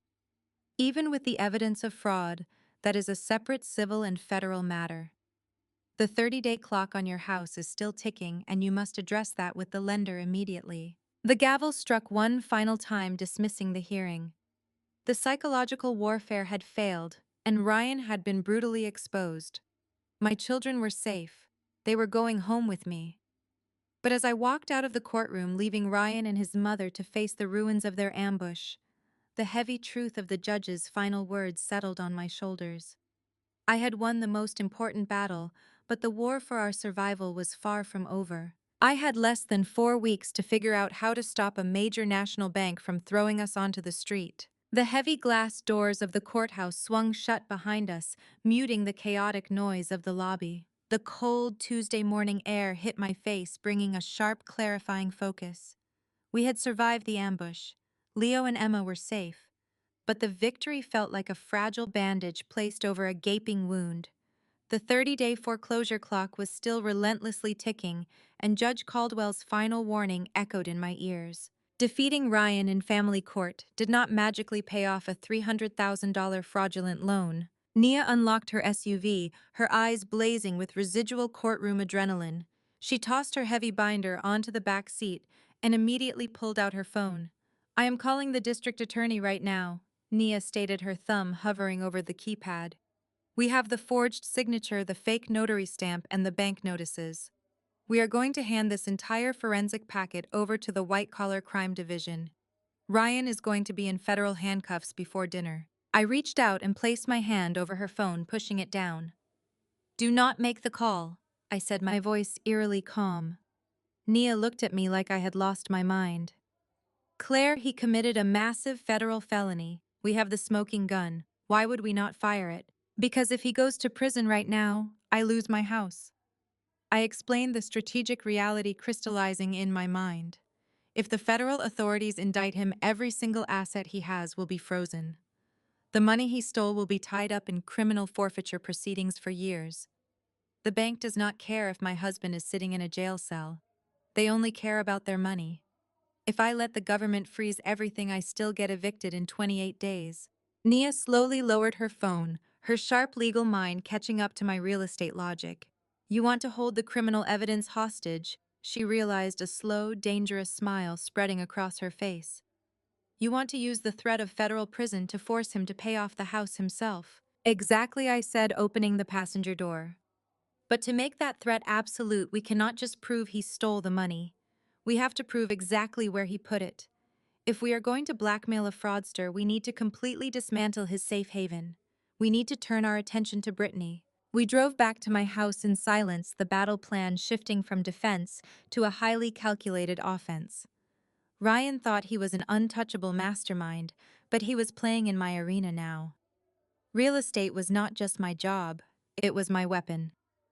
The moment we walked through my front door, I bypassed the kitchen and headed straight up to my office. I sat at my dual monitors, flexing my fingers over the keyboard. I did not need a subpoena to track property. I just needed my professional appraisal credentials. I logged into the statewide multiple listing service and pulled up the Whispering Pines subdivision. It was an exclusive gated community known for sprawling square footage and ironclad privacy. I typed in the exact address of the luxury townhome I had seen Ryan and his pregnant mistress standing in front of just a few days ago. The property profile populated instantly. It was a stunning piece of real estate featuring 4 bedrooms, custom marble finishes, and a private courtyard. It had closed exactly 3 weeks after Ryan drained our accounts and secured the fraudulent mortgage. The purchase price was $1.2 million paid entirely in cash. He liquidated our equity and paid cash to avoid a new mortgage. Underwriter asking questions. I muttered, scrolling down to the public tax records. Let us see whose name is on the deed. I clicked the hyperlink for the municipal tax assessment, fully expecting to see Ryan's arrogant name printed in black and white. But the owner line was completely blank. Ryan had not bought the house in his own name. He had buried the purchase behind a corporate firewall. The registered owner of the $1 million property was a private entity listed only as Blue Horizon Holdings LLC. Hi is using a shell company, Nia said, leaning over my shoulder and staring at the screen. That is classic asset hiding. He knew he was going to file for divorce and claim poverty, so he made sure his name was nowhere near the new property. Breaking through an LLC to find the true owner can take months of corporate subpoenas. Not if you know which backdoor to use, I replied, my fingers flying across the keyboard. Corporate registries are public if you know how to cross-reference the tax parcel numbers with the State Department of Revenue. I opened a new tab and logged into a specialized skip tracing database. I used to locate absentee landlords for commercial appraisals. I typed in Blue Horizon Holdings LLC and hit enter. The database churned for a few seconds before spitting out a heavily detailed corporate registration document. The LLC had been formed exactly 5 months ago, perfectly aligning with the timeline of Ryan's secret loan application. I scrolled past the generic legal jargon, hunting for the articles of organization. To form an LLC, you have to list a registered agent, a real human being responsible for receiving legal correspondence on behalf of the company. Ryan was entirely too cautious to list himself. He would have used a proxy, someone he completely trusted to hold $1 million asset without running away with it. My eyes locked onto the bottom of the second page. There, printed in clear, undeniable text, was the name of the registered managing member of Blue Horizon Holdings LLC. It was Brittany. I sat back in my chair, the massive implications of that single name washing over me. Brittany was not just a clueless, innocent mistress who had been swept off her feet by a wealthy man. She was the registered agent of the shell company. She had actively signed the corporate documents. She was holding the stolen equity in her own name. Nia let out a low whistle, staring at the screen. She is not just a girlfriend, Claire. She is an active co-conspirator. She helped him launder the stolen money. A cold, ruthless energy surged through my veins. Ryan had used the woman who destroyed my marriage to hide the money he stole from my children. Brittany was sitting in a $1 million fortress thinking she had won the ultimate prize. But by putting her name on that shell company, Ryan had done the one thing he should have avoided at all costs. He had made her legally vulnerable. She thinks she is untouchable, I said, reaching for my notepad and writing Brittany's name in thick black ink. But she is holding stolen property across state banking lines. If we threaten to blow the lid off this LLC, Ryan will not just be facing forgery charges. Brittany will be facing federal money laundering charges. Nia smiled, tapping the screen with her perfectly manicured fingernail. We are not just going to threaten him, Claire. We are going to corner them both. It is time to introduce ourselves to the managing member of Blue Horizon Holdings. I looked at the screen, my strategy locking into place.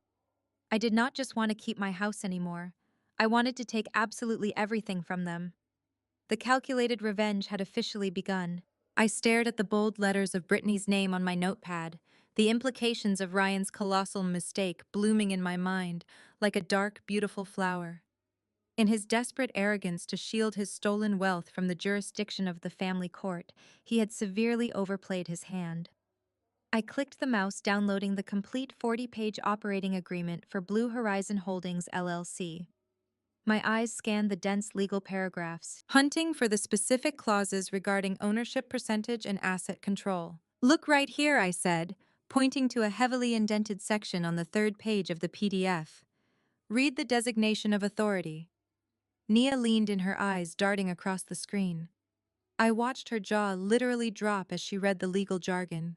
She let out a sharp, incredulous laugh that echoed off the walls of my home office. Claire, he did not just make her the registered agent. Nia said, her voice vibrating with absolute disbelief. He made her the sole managing member with 100% voting rights and unilateral control over the assets. He is not listed as a silent partner. He is not listed as a minority shareholder. Legally speaking, Ryan's name exists nowhere in this corporate structure. I leaned back in my chair, the sheer magnitude of his stupidity washing over me. Do you understand what this means? I asked, a ruthless smile finally breaking across my face. To keep the townhouse completely hidden from our divorce proceedings, he had to legally distance himself from the shell company. He could not risk a judge finding his name attached to $1 million asset while he was claiming poverty in court. So he handed the keys, the deed, and the entire corporate entity over to his mistress. I gave it all to Brittany, Nia confirmed, shaking her head in amazement. The $300,000 he stole from your home equity, the additional cash he drained from your joint savings. He funneled all of it into this LLC to purchase the property. And because Brittany is the sole managing member, she legally owns every single brick of that luxury fortress. Ryan essentially gifted her a fortune just to keep it away from you. He trapped himself, I whispered, the strategic pathways lighting up in my brain. Ryan is a control freak. He thinks he is pulling the strings because he is the one who orchestrated the fraud. But on paper, he owns absolutely nothing. If he tries to sell the townhouse, he cannot, because he is not the legal owner. If he tries to take out a loan against it, the bank will laugh in his face. He is living in a house he paid for, but he is completely at the mercy of the woman holding the deed. And it gets incredibly worse for him. Nia interjected, her legal mind shifting into high gear. Let us look at this from a criminal liability standpoint. Brittany is holding an asset purchased with the direct proceeds of federal mortgage fraud. The $300,000 pulled from your forged loan went straight into the escrow account for this townhouse. The money trail is a straight, undeniable line from your forged signature to her front door. I turned back to the computer, my fingers flying across the keyboard. I pulled up the county property tax records and cross-referenced them with the recorded deed transfers for the month the townhouse was purchased. Within minutes, I had the official settlement statement on my screen. I highlighted the exact date and the exact dollar amount of the wire transfer that funded the purchase. The dates aligned perfectly, I stated, printing the document and adding it to our growing pile of evidence. He pulled the fraudulent home equity line of credit on a Tuesday. The funds cleared his private account on a Thursday. And on Friday morning, a wire transfer for the exact same amount was deposited into the title company's escrow account to close on Blue Horizon Holdings. Ignorance is not a defense in federal court, Nia said, her tone turning dangerously sharp. Brittany might actually be clueless. Ryan probably told her he was setting up a trust to protect their future family, and she just blindly signed the LLC papers because she was dazzled by the $1 million house. But the federal government does not care about her romantic delusions. She signed her name as the managing member. She is legally holding stolen funds. If the district attorney gets this file, she will be indicted as a co-conspirator for money laundering and receiving stolen property. She is the weak link. I realize the ultimate weapon forming in my hands. Ryan is a narcissist who will fight until his last breath, but Brittany is a pregnant woman accustomed to luxury and comfort. She has absolutely no idea that her perfect new life is built on top of a federal crime. If we push Ryan, he will just hire more expensive lawyers and drag this out until the bank forecloses on my house. We do not have time for that. So we do not push Ryan, Nia concluded, her eyes locking onto mine with absolute predatory focus. We bypass him entirely. We go straight to the sole managing member of Blue Horizon Holdings. We show Brittany exactly what she is legally responsible for. I looked at the printed settlement statement, a cold, calculating calm settling into my bones. Beverly had spent the entire weekend trying to destroy my reputation and drive me insane. Ryan had spent Tuesday morning trying to steal my children and throw me onto the street. They had both failed. Now it was my turn to strike back, and I was going to aim directly at the foundation of their entire fraudulent empire. Draft the demand letter. I instructed Nia, my voice completely steady. I want every single terrifying legal consequence spelled out in bold print. I want the federal statutes for mortgage fraud, wire fraud, and money laundering cited directly on the first page. Attach the forged loan documents, the fake notary stamp, and the clear money trail proving the stolen funds paid for her house. Who are we addressing it to? Nia asked, opening a new blank document on her laptop. Address it directly to Brittany, I said. We are going to serve it to her personally. We are going to corner her when Ryan is not around to spin his lies. When she realizes that Ryan has positioned her to take the fall for a massive federal crime, she is going to panic. She holds the entire asset. She has the absolute legal power to liquidate that house to save herself from federal prison. Nia began typing fiercely, the sound of the keys echoing like distant gunfire. Ryan thought he was an untouchable mastermind, playing a flawless game of chess. He thought he had completely outsmarted the divorce courts and secured a stolen fortune for his new family.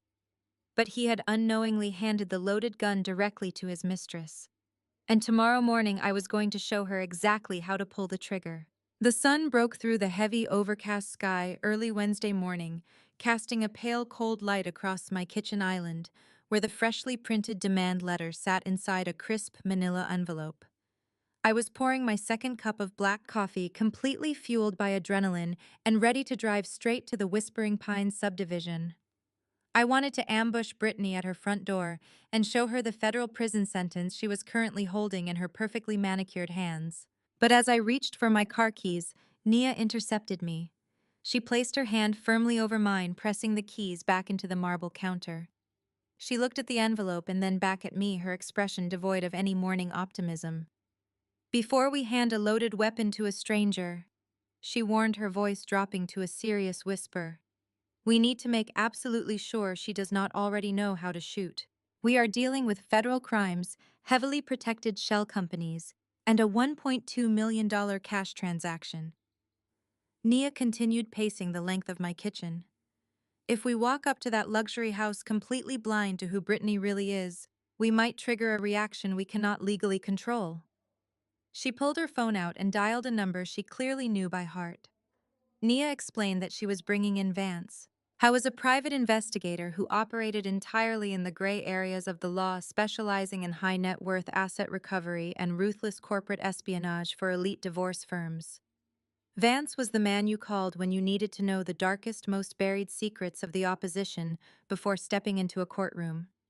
Nia told him we needed a comprehensive background check on the managing member of Blue Horizon Holdings, and we needed it instantly. I protested, reminding her that the bank's 30-day foreclosure clock was loudly ticking in my ear, and we could not afford to waste a single second, but Nia was immovable. One extra day of preparation could prevent a catastrophic misstep. I spent the next 24 hours in a state of agonizing suspended animation. I took Leo and Emma to school, drove past the national bank that was currently threatening to render us homeless, and compulsively reviewed every single forged document in my home office. Every passing hour felt like a physical weight pressing down on my chest. Ryan was out there living in his stolen luxury, parroting his pregnant mistress around town, while I was trapped in a house that was legally slipping through my fingers. Thursday evening finally arrived with a heavy downpour. The doorbell rang sharply at 7 o'clock. I opened it to find a tall, exceptionally sharp-looking man in a dark trench coat shedding water onto my porch. Vance did not waste time with pleasantries. He walked straight into my kitchen, dropped a massive, heavily tabbed leather binder onto the island, and looked directly at Nia.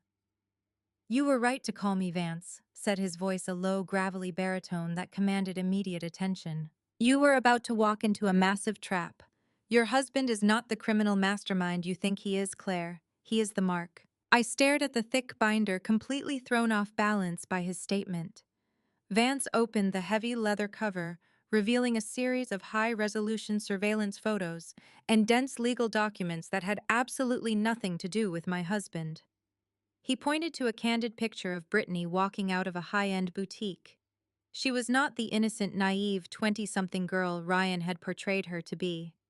Her real first name was undeniably Brittany, but Vance explained that her last name changed depending on what state she was currently operating in. She was 34 years old and a highly calculated professional grifter.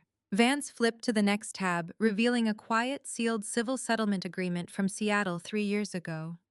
He explained her exact methodology.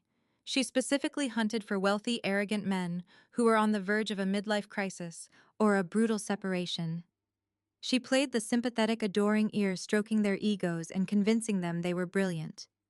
In Seattle, she found a tech executive, convinced him to put a massive stock portfolio into a blind trust under her name to hide it from his wife, and the moment the divorce was finalized, she liquidated the trust and vanished entirely. A year later, she pulled the exact same maneuver on a commercial real estate developer in Chicago, securing a luxury condo before disappearing into the wind. She isolates these men, convinces them they are outsmarting the legal system by hiding assets in her name, and then she strips them bare. The absolute irony hit me so hard I had to sit down on the kitchen stool. Ryan thought he was a financial genius. He had destroyed his family, forged my signature, committed federal mortgage fraud, and stolen $300,000 of our home equity just to hide it from a family court judge. But he had unknowingly walked straight into a trap set by an apex predator. He had legally handed $1 million property to a woman who made a living by stealing from men exactly like him. But that was not the most devastating piece of information Vance had brought to my kitchen. I looked up at the private investigator, a new glaring question forming in my mind. If she is a professional grifter who vanishes the moment she secures the asset, why is she playing the long game with a pregnancy? Ryan blew up our entire marriage and fast-tracked his financial crimes specifically because she was carrying his child. Vance let out a harsh, deeply cynical laugh. He pulled a thin blue folder from the very back of the binder and slid it across the marble counter. It contained a series of heavily redacted medical billing codes and an ultrasound invoice from a private boutique clinic across town.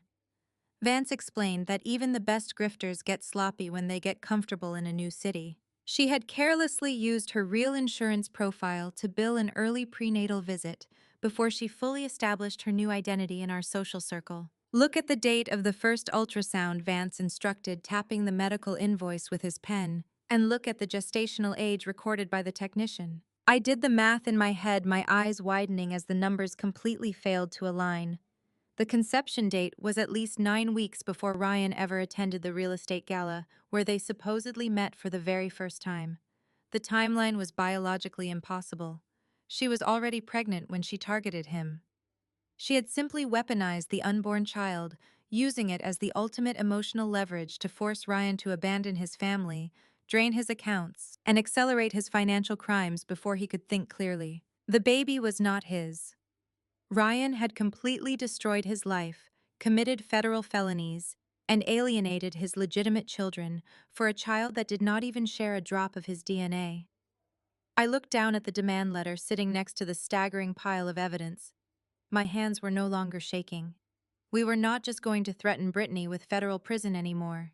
We were going to walk into that $1 million townhome, drop this dossier on her pristine marble counter, and watch Ryan's entire fraudulent, pathetic existence completely disintegrate. While Nia Vance and I were standing in my dimly lit kitchen, mapping out the exact coordinates of their impending destruction, Ryan and his mother were busy celebrating their imaginary victory across town. Blinded by the gleaming marble countertops and the illusion of a flawless high society life, they had completely lost their grip on reality. Ryan genuinely believed he had outsmarted the family court system by temporarily securing custody of his hidden assets. I thought his preemptive legal strike, despite failing to take my children, had sufficiently distracted me from following the money. And Beverly was absolutely intoxicated by the sheer opulence of the Whispering Pines subdivision. To her, Brittany was not a woman who had destroyed a marriage. She was a massive social upgrade. Brittany wore designer clothes, hosted elegant catered brunches in the private courtyard, and played the role of the refined, wealthy heiress perfectly. Beverly was finally rubbing shoulders with the elite tax bracket she had spent her entire life desperately pretending to belong to. But the illusion of safety is exactly what professional grifters rely on to extract the maximum amount of cash. Brittany knew that my attorney would eventually initiate the formal financial discovery process for the divorce. She expertly weaponized Ryan's paranoia, whispering in his ear late at night that I was coming for everything he had left. She convinced him that hiding the home equity was not nearly enough. She warned him that the family court judge would inevitably look at his retirement accounts, his stock portfolios, and his remaining liquid assets. She created a narrative of absolute urgency, framing herself as his only safe harbor in a vicious legal storm. Her solution was a masterpiece of corporate fiction. Brittany pitched Ryan a highly exclusive invite-only luxury concierge startup. She claimed she had the high society connections to launch a boutique firm catering to ultra-wealthy clients in the metropolitan area.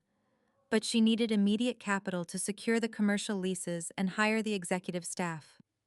It was the perfect vehicle to launder the rest of his money. If Ryan transferred his remaining wealth into her new corporate entity under the guise of an angel investment, the money would theoretically be protected behind a new wall of legal paperwork entirely untouchable by my divorce attorney. Ryan, fueled by a toxic combination of arrogance and pure greed, swallowed the bait whole. He did not ask to see a business plan. He did not consult a financial advisor.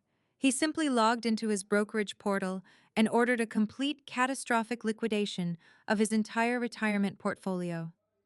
He cashed out a 401k he had spent 15 years building, willingly absorbing the massive early withdrawal penalties and the devastating tax liabilities just to convert the assets into liquid cash. Over $400,000 hit his checking account on a Wednesday morning.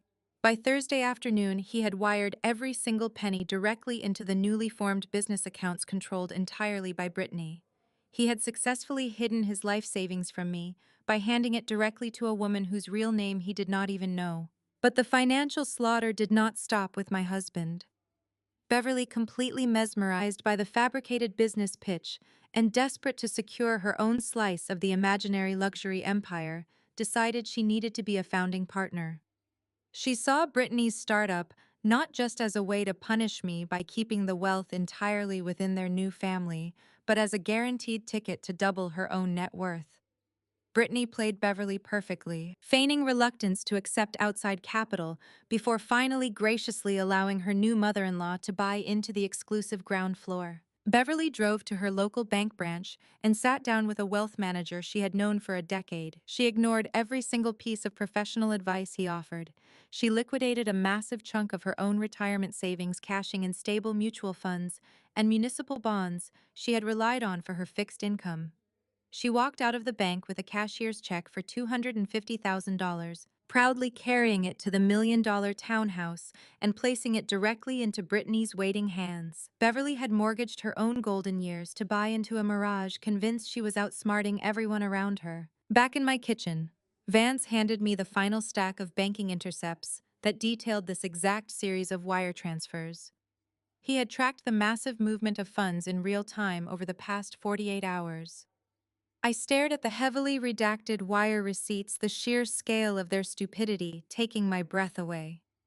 Between the forged home equity loan, the drained joint accounts, the liquidated 401k, and Beverly's retirement money, they had collectively handed nearly $1 million in liquid cash to a serial con artist. They had voluntarily stripped themselves bare. Ryan had destroyed our family and committed federal crimes to build a fortress only to hand the keys to an arsonist. He had zero retirement savings left. He had zero equity. He did not even own the house he was sleeping in. Beverly had decimated the financial security she needed to survive her old age, trading solid investments for worthless shares in a phantom company that existed only on paper. They were sitting in a house of cards, congratulating each other on their brilliance, completely unaware that the foundation had already been hollowed out. I looked at Nia, a cold, absolute silence falling over the room. We no longer needed to worry about fighting a protracted legal battle for my fair share of the marital assets. There were no marital assets left to fight over. Ryan had effectively bankrupted himself, and Beverly had eagerly jumped off the financial cliff right behind him. The rage that had been fueling me for weeks crystallized into something entirely different. It was no longer just about survival. It was about witnessing the absolute execution of their pride. I placed the wire transfer receipts into the manila envelope alongside the forged mortgage documents and the devastating private investigator dossier. The ammunition was fully assembled. The trap was set. It was time to pay a surprise visit to the sole managing member of Blue Horizon Holdings and watch the entire empire burn to the ground. The manila envelope rested on the passenger seat of my car on Friday morning, loaded with the financial explosives necessary to level Ryan and Brittany. Nia and I had planned to drive to the Whispering Pines subdivision right after the morning school run to deliver the fatal blow. I dropped Leo and Emma off at their elementary school, watching them safely enter the brick building before pulling out of the drop-off lane. I had only driven 3 blocks toward Nia's downtown office when my cell phone abruptly shattered the quiet of the car. The caller ID flashed the main number for the elementary school. A sudden violent spike of adrenaline flooded my veins. I answered immediately, bracing for a medical emergency. It was not the school nurse. It was Mrs. Higgins, the principal, and she was speaking in a frantic, hushed whisper from behind a locked door. "Claire, you need to get back here immediately." Mrs. Higgins urged, the professional composure entirely stripped from her voice. "Your mother-in-law is in the front office." She bypassed the visitor sign-in sheet, walked straight into the main hallway, and tried to physically pull Leo and Emma out of their first period classrooms. My foot slammed on the brake pedal, throwing the car into a harsh slide before I viciously spun the steering wheel, executing a highly illegal U-turn in the middle of the residential street. "Where are my children right now?" I demanded, the accelerator pressed completely to the floor as my car roared back toward the school. "I have them secured in my private office with the door deadbolted," Mrs. Higgins replied, her breathing ragged. "But Beverly is refusing to leave the reception area. She is screaming at my administrative staff, claiming she has an emergency court order granting her immediate custody. She is completely out of control, Claire." She tried to shove past the security guard. "Do not open that door for any reason," I commanded, my voice dropping to a lethal, terrifying calm. "I am 2 minutes away. Hit the panic button under your desk and call 911 right now. Tell dispatch there is an attempted kidnapping in progress by an unauthorized individual violating a family court order." I threw the phone onto the passenger seat and gripped the steering wheel, my knuckles turning entirely white. Beverly had lost her mind. The humiliation of losing the emergency hearing on Tuesday had clearly shattered her fragile, arrogant ego. She could not accept that a judge had denied her absolute authority. So blinded by her own high society entitlement, she decided the law simply did not apply to her. She thought she could just march into a public school, bulldoze the staff with her designer handbag and a fabricated story, and steal my children in broad daylight. I skidded into the elementary school parking lot, completely ignoring the designated spaces and abandoning my car directly on the front curb. 2 local police cruisers were already screaming down the adjacent street, their sirens wailing and lights flashing violently against the morning sky. I sprinted toward the main entrance, pulling the certified copy of Judge Caldwell's custody order from my purse. The scene inside the glass lobby was absolute chaos. Beverly was standing in the center of the reception area, her face flushed dark red with unhinged fury. She was aggressively jabbing her finger at a terrified receptionist demanding compliance. When she heard the heavy glass doors open behind her, she spun around. The moment her eyes locked onto mine, a sneer of pure, unfiltered venom twisted her manicured features. "There she is!" Beverly shrieked, dramatically pointing at me as if I were a fugitive. "The unstable mother I warned you about. I am taking my grandchildren to a safe environment right now, and if you try to stop me, Claire, I will have you committed." I did not even slow my stride. I walked directly past her, entirely ignoring her existence, and slapped the certified court document flat onto the high reception counter. Before Beverly could take another step toward me, the main doors burst open again. 3 uniformed police officers swarmed into the lobby, their hands resting heavily on their utility belts, instantly assessing the hostile environment. "Who called exactly?" the lead officer demanded, his authoritative voice instantly silencing Beverly's chaotic screaming. Mrs. Higgins cautiously unlocked her office door and stepped out, keeping Leo and Emma securely behind her.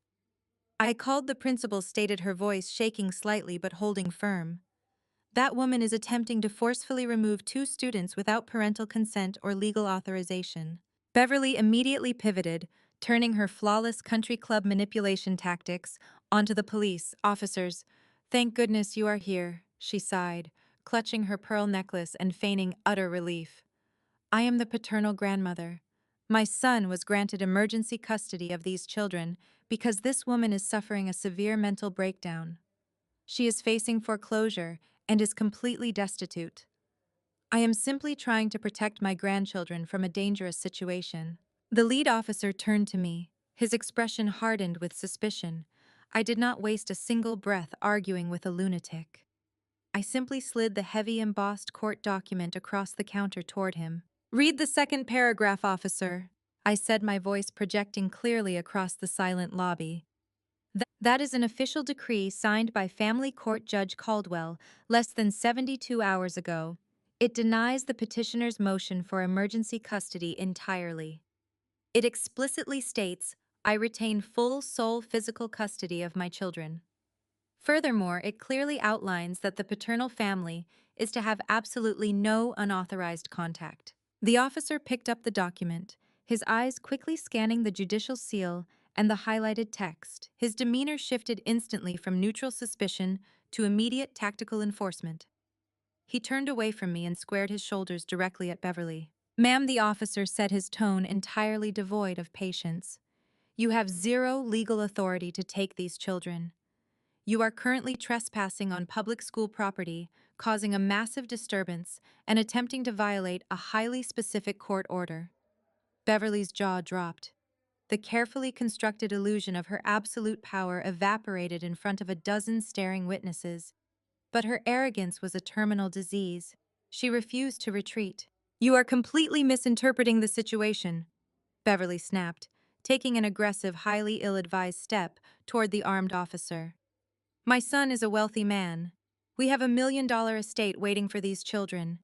This woman is an unemployed failure who cannot even pay her mortgage. You need to escort her off the premises immediately and hand those kids to me. The officer did not flinch.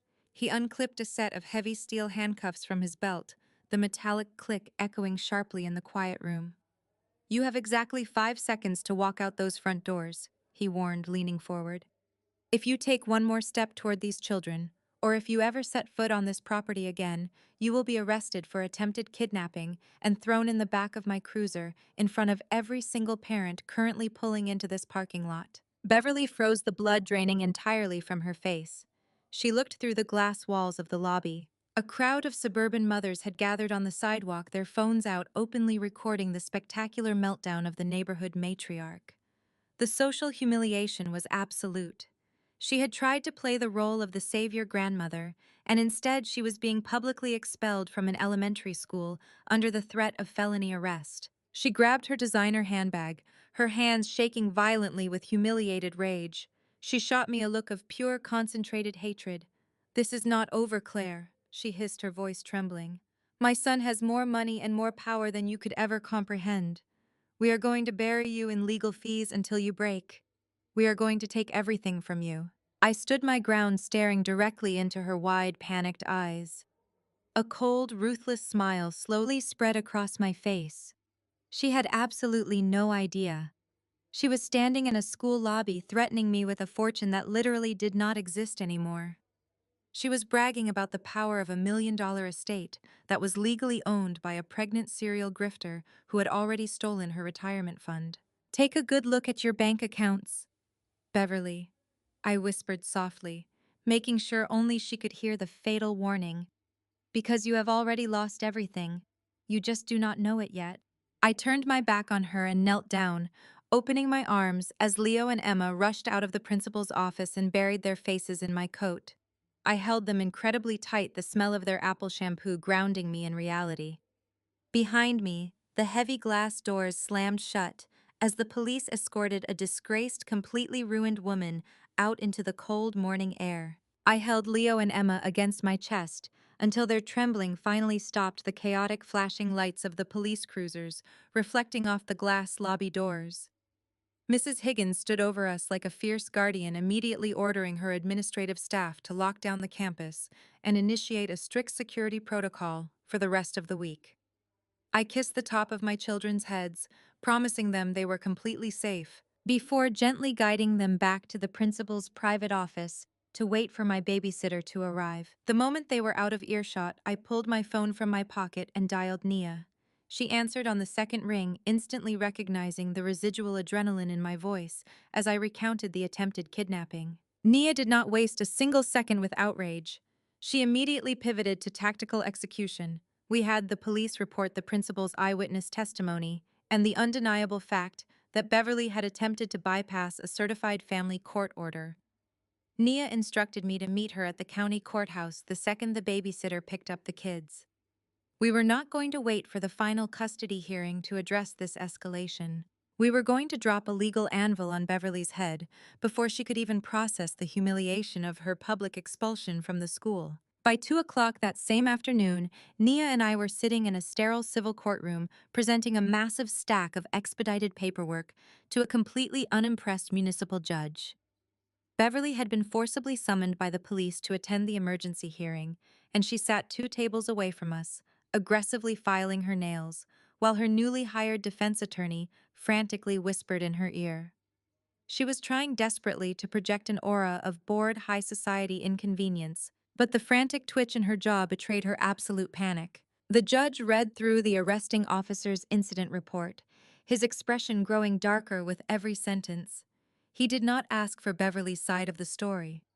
He did not care about her fabricated narrative of being a concerned grandmother. The law regarding unauthorized school removals was brutally black and white. The judge slammed his gavel down, his voice echoing with absolute finality. He granted a permanent ironclad restraining order against Beverly. She was legally barred from coming within 1,000 feet of me. My children, our home, the elementary school, and my real estate appraisal office. If she sent an email, made a phone call, or asked a third party to contact us, she would be immediately arrested and held in the county jail without bail. Beverly's attorney nodded in grim submission, fully aware that his client had just dodged a felony kidnapping charge by a hair. But Beverly could not accept the legal muzzle. As the judge dismissed the court, she stood up, her face twisting into a mask of pure aristocratic rage. She opened her mouth to argue, but her attorney physically grabbed her arm, practically dragging her out of the courtroom before she could earn a contempt charge. Nia and I packed up our briefcases at a leisurely pace, savoring the absolute quiet of the empty courtroom. We had successfully severed the most toxic limb of Ryan's family tree. Beverly could no longer stalk the neighborhood, harass the school, or terrorize my children. The perimeter was completely secure. We pushed through the heavy wooden doors and walked out into the harsh Friday afternoon sunlight. The wide concrete steps of the county courthouse descended toward the bustling downtown street. I took a deep breath of the crisp air, the crushing weight of the morning's terror finally lifting from my shoulders. But the peace was abruptly shattered. Beverly had not left.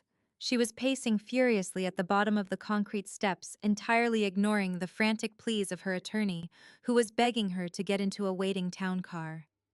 The moment she saw me emerge from the courthouse, she broke away from her lawyer and marched directly toward the bottom of the stairs, stopping just outside the mandated boundary line. She did not care who was watching. She did not care about the business professionals walking past on their lunch breaks. She completely abandoned her polished country club persona and unleashed a screaming, unhinged meltdown in the middle of the public plaza. "You think a piece of paper changes anything?" Beverly shrieked, her voice cracking with vicious hysteria. "You are nothing but trailer park trash dressed up in a cheap suit, Claire. You were always a peasant. You crawled your way into our family, and now you are being thrown out exactly where you belong." I stopped halfway down the steps, crossing my arms over my chest. Nia stood beside me, watching the spectacular collapse of a so-called high society matriarch with deep professional amusement. I did not say a single word. I simply let Beverly scream until her throat bled. "My son is a genius!" Beverly yelled aggressively, pointing a trembling finger up at me. "He completely outsmarted you. He drained everything you had, and there is absolutely nothing you can do about it. You are financially ruined. You are going to be living in a homeless shelter with those brats while my son upgrades his life. Brittany is a woman of actual pedigree. She is everything you could never be. She has class, she has youth, and she is giving me a legitimate grandchild who will grow up in a $1 million estate." The sheer delusion of her tirade was breathtaking. She was bragging about a stolen fortune she no longer controlled. She was worshipping a pregnant serial grifter who had already legally robbed her blind. We are going to crush you at the final asset hearing. Beverly promised, her face completely purple with rage. Ryan and Brittany are going to bury you in legal debt until you are begging us for pennies. You are entirely alone, Claire. We hold all the power. We have all the money. You are finished. Her attorney finally managed to grab her shoulders, physically forcing her toward the waiting vehicle. Beverly continued screaming obscenities through the rolled-down window as the car sped away, her toxic vitriol echoing off the concrete buildings. Nia turned to me, raising a single perfectly sculpted eyebrow. Well, she certainly has a flair for the dramatic, Nia noted dryly. Should we tell her that her woman of actual pedigree is currently holding the deed to her son's entire existence? I looked at the empty street where Beverly's car had just disappeared. The rage that usually followed her attacks was completely gone. Instead, a deep, profound sense of calm settled over me. I looked at Nia and let out a soft, genuine laugh. No, I replied, a cold, calculated smile spreading across my face. Let them enjoy their $1 million estate for the weekend. Let them polish the marble counters and celebrate their absolute superiority. Because on Monday morning, we are going to serve the demand letter directly to Brittany. And when she realizes she is holding the bag for a massive federal crime, she is going to liquidate their entire lives to save her own skin. The trap was flawlessly set. Ryan and Beverly had eagerly walked directly into the center of it, entirely blinded by their own greed and arrogance. They wanted a war over assets, status, and power. They were about to learn that in the real estate business, the person who holds the paper holds the absolute power, and I was holding all of it. All. The heavy oak doors of the Central District Courthouse swung shut, sealing us inside the high-ceilinged room where the final disposition of my marriage would be permanently decided. It had been an agonizingly long path to get here, navigating a labyrinth of legal threats and psychological warfare.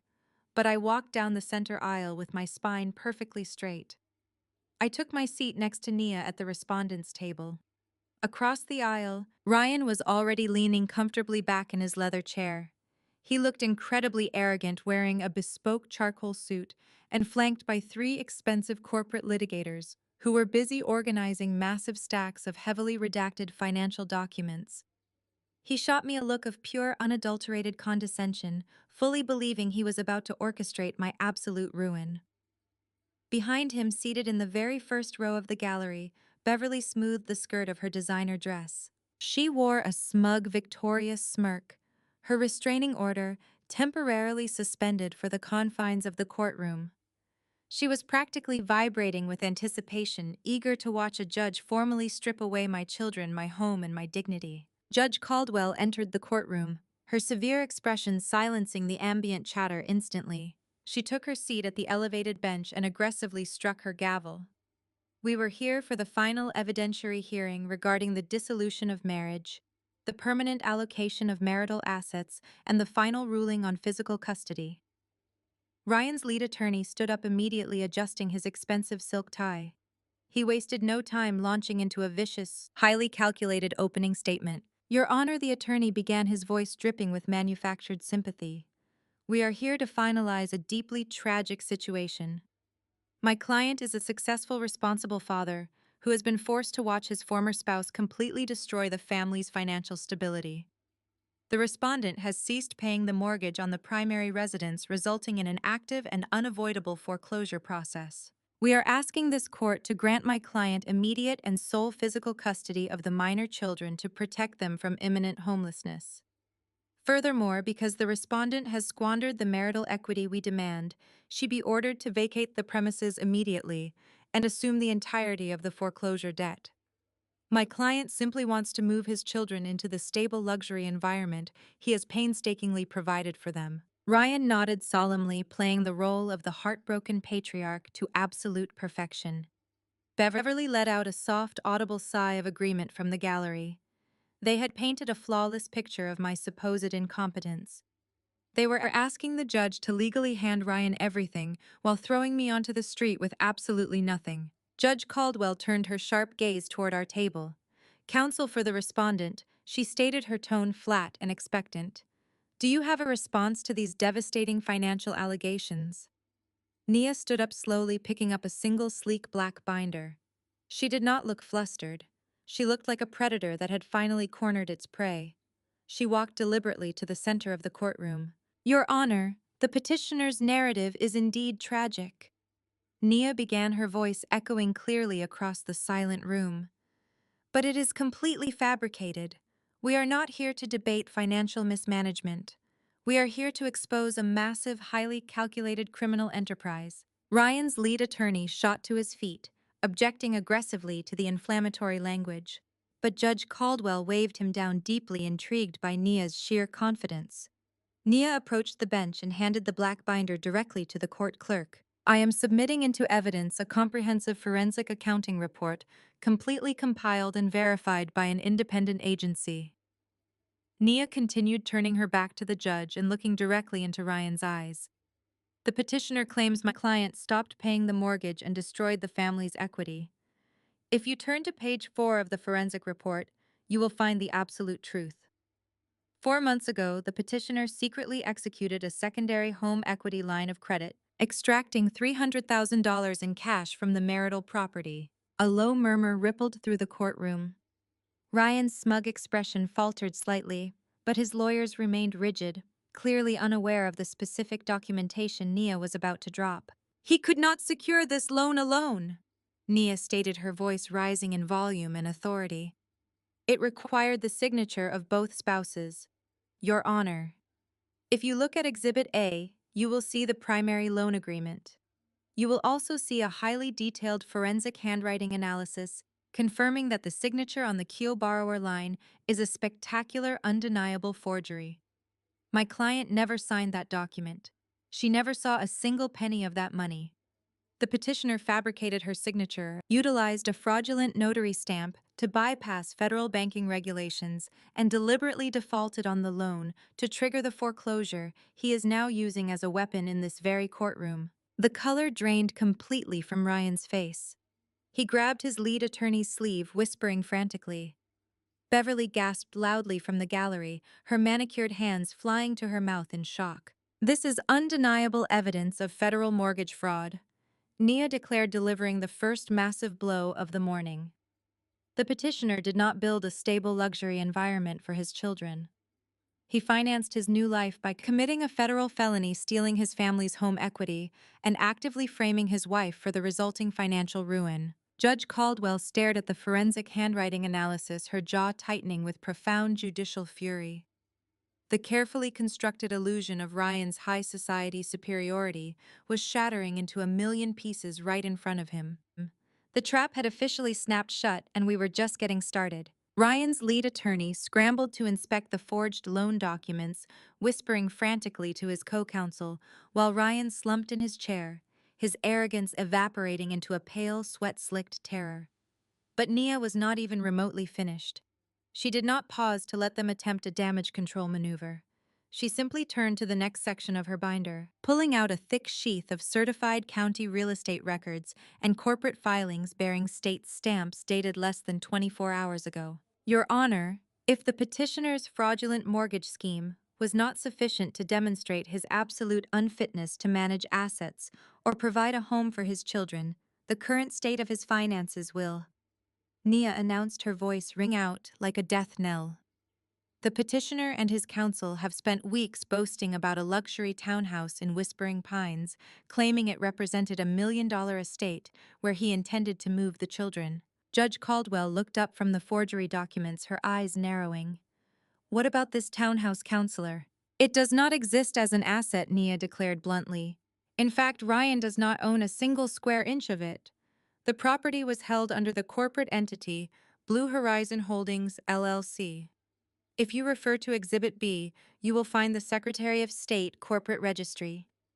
The sole managing member with absolute unilateral authority over the LLC was not Ryan. It was his pregnant fiancée operating under her legal name, Brittany Hughes. Ryan shoved his chair back, his face turning an unhealthy shade of gray. That is a temporary corporate structure, he blurted out, ignoring his lawyer who was desperately pulling at his jacket to shut him up. It was done for tax asset protection. The equity is secure. Is it, Mr. Miller? Nia countered, her eyes flashing with ice-cold satisfaction. Because yesterday afternoon at 3:15 p.m. Brittany Hughes exercised her sole managing authority. She executed an emergency highly discounted cash sale of the Whispering Pines property to an offshore real estate investment group. The silence that fell over the courtroom was suffocating. Beverly stood up in the front row of this gallery, her knuckles white as she gripped the wooden barrier, her mouth opening and closing like a fish suffocating on land. Nia slammed the final closing disclosure onto the exhibit table. The property was liquidated for $850,000 in cash. Simultaneously, Brittany Hughes closed the primary corporate capital account at First National Bank. She withdrew the entire balance. That balance included the proceeds from the emergency house sale, the $300,000 from the forged home equity loan, the liquidated $400,000 from Ryan's liquidated 401k, and the $250,000 cashier's check provided by Beverly. Beverly let out a strangled, breathless shriek that echoed off the high walls of the courtroom. No, she whimpered, her hands flying to her head as her knees buckled. No, that is my retirement. That was my money. Order in the court. Judge Caldwell snapped, striking her gavel twice, though her horrified gaze remained locked on the financial paperwork Nia had submitted. Counsel Judge Caldwell said, her voice shaking slightly with sheer shock. Are you telling this court that all marital assets alongside non-marital retirement funds have been entirely drained out of state? I am, Your Honor, Nia replied firmly. At 9:45 last night, Brittany Hughes boarded a private charter flight out of the state. She swept every single dollar Ryan and his mother possessed into untraceable offshore accounts. Ryan Miller does not have $1 million estate. He does not have a 401k. He does not even have a bank account with a positive balance.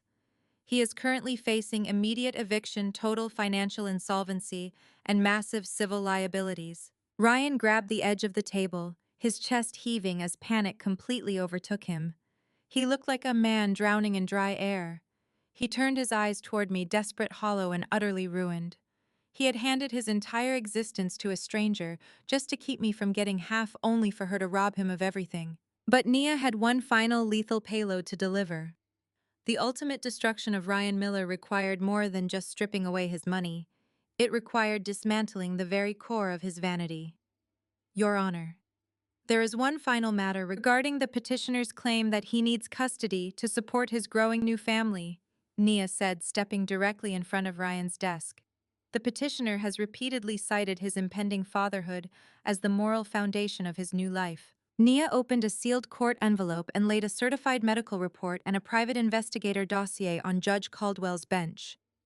Our investigators, in coordination with Interstate Law Enforcement Tracking, Brittany Hughes's fraud trail, obtained certified DNA profiles and private communication logs. The woman Ryan believed was his devoted heiress partner is a professional serial grifter, and the child she is carrying is not Ryan's. Ryan let out a choked, soundless gasp, his eyes widening in absolute horror. The biological father is a man named Marcus Vance, Nia stated, her voice slicing through the tense air like a scalpel. He is Brittany's long-term partner in crime and co-conspirator. He was sitting in first class beside her on that flight last night. Ryan was never a partner. I was simply an easy, arrogant Mark who handed over his family's wealth, committed federal crimes, and ruined his own life for a child that belongs to another man. A heavy, crushing stillness descended upon the courtroom. Ryan's lead attorney slowly closed his folder, realizing there was nothing left to defend, no legal strategy left to employ, and no money left to collect for his fees. Behind us, Beverly collapsed fully onto the court bench, weeping uncontrollably as the reality of her total poverty settled in. Ryan slumped forward, burying his face in his trembling hands, a broken, sobbing sound tearing from his throat. The high society elite, the mastermind legal strategist, the arrogant husband who thought he could destroy me, he was gone. In his place sat a completely bankrupt, humiliated man, facing prison time and utter isolation. I sat next to Nia, keeping my hands neatly folded on the table. I did not taunt him. I did not raise my voice. I simply watched the complete, absolute execution of his arrogance, knowing that every single decision that brought him to this moment was guided entirely by his own relentless greed. Judge Caldwell did not offer a single ounce of sympathy. She stared down at the sobbing shell of a man who had attempted to use her courtroom as a weapon of financial abuse. With a final decisive strike of her gavel, she granted me full sole physical and legal custody of Leo and Emma. She then ordered the immediate transfer of the fraudulent loan documents to the federal prosecutor's office, officially initiating the criminal investigation into Ryan's mortgage fraud. The bailiff stepped forward physically, escorting Ryan from the respondent's table. He walked out of the courtroom with nothing but the expensive suit on his back. He had no home to return to, no retirement funds to draw from, and a looming federal indictment that guaranteed he would trade his luxury townhouse for a concrete cell. Beverly's descent was equally absolute. The grand matriarch of the local country club was suddenly a financial pariah. The rumors of her massive monetary blunder spread through her elite social circles like wildfire. Her so-called friends stopped returning her calls quietly, erasing her from their exclusive brunch lists and charity galas. Stripped of her retirement savings and drowning in the legal fees from her restraining order violation, she was forced into a rapid, humiliating downsizing. The woman who had once scoffed at my middle-class background was now hauling her remaining designer suitcases up 3 flights of stairs into a cramped, aggressively beige apartment on the outskirts of the city, utterly alone with her bitter regrets. As for me, the storm finally broke, leaving behind a brilliant, clear sky. Because Nia had successfully proven the home equity loan was a deliberate criminal forgery, the federal banking regulators forced the lender to completely void the debt. The foreclosure proceedings against my house were immediately dismissed. The sanctuary I had built for my children was legally and permanently mine. But I was no longer the same woman who had anxiously balanced the family budget at the kitchen table. The grueling process of tracking Ryan's hidden assets had sharpened my professional skills into a lethal weapon. I did not just return to my old job. I resigned from the corporate appraisal agency and opened my own independent firm. I built a business explicitly focused on high-stakes divorce asset valuation, utilizing my first-hand experience to help other women uncover exactly what their spouses were trying to hide. I knew all the tricks: the shell companies, the phantom equity lines, and the offshore transfers. Within 6 months, my firm was the most highly sought-after agency in the metropolitan area. The financial success was staggering, but the true victory was the profound sense of peace that filled my home every single night. On a warm Friday evening in late autumn, Nia came over to celebrate the official closing of my first massive corporate appraisal contract. We stood on my back patio, the fairy lights casting a warm glow over the yard where Leo and Emma were chasing fireflies. Nia raised a glass of expensive champagne, clinking it against mine. We did not toast to Ryan's ruin. We did not waste another breath on him or his mother. We toasted to absolute, unshakable resilience. When a relationship shatters, society expects women to quietly sweep up the broken glass, absorb the cuts, and silently rebuild. We are told to take the high road, to compromise, to let the toxic pieces of our past dictate our future. But I learned the hard way that sometimes the high road is just a path paved with your own stolen dignity. I stopped negotiating with a man who wanted to destroy me. I stopped apologizing for demanding my exact worth. I realized that a healthy, thriving life requires aggressive boundaries. You cannot build a sanctuary while keeping the front door unlocked for people who only want to set your house on fire. Taking out the trash is not always easy, especially when the trash spent 15 years pretending to be your partner. But the clean air left behind is worth every single agonizing moment of the purge. I looked out at my children, safe and thriving in the home. I fought tooth and nail to protect, and I knew I had won the only war that mattered. Have you ever had to clean up the mess someone else left behind, just to find your own strength? Tell me your story in the comments below. The thrilling story of Claire's triumphant battle against financial and emotional betrayal offers a powerful masterclass in one profound lesson: the absolute necessity of financial literacy and unapologetic boundaries. For too long, society has conditioned women to be endless peacemakers, compromising their own security to maintain harmony. However, Claire's harrowing yet empowering journey violently dismantles this dangerous narrative. When faced with a calculated plot to strip away her home children and dignity, Claire did not retreat into quiet victimhood. Instead, she aggressively weaponized her knowledge. She understood that in the modern world, true empowerment is not merely a positive state of mind. It is a meticulously organized binder of forensic accounting. The core lesson here is that financial independence serves as the ultimate shield against domestic manipulation. By understanding the complex mechanics of marital assets and legal leverage, an individual transforms from a passive participant in their own downfall into an impenetrable force. Claire's victory was not born from luck, but from a cold, calculated refusal to be collateral damage in someone else's greedy agenda. She realized that setting aggressive boundaries is not an act of malice, but a fundamental requirement for basic survival. We are starkly reminded that we cannot build a secure future while leaving the door unlocked for those who actively seek to undermine our foundation. Her transformation from an anxious mother to a fiercely independent business owner proves that the shattered debris of betrayal can be repurposed into the solid foundation of an unbreakable new life. True resilience requires us to stop negotiating with abusers and start demanding our uncompromised worth. Take absolute control of your own financial narrative today by carefully auditing all your personal assets, learning your legal rights, and refusing to ever let anyone else hold the pen to your future.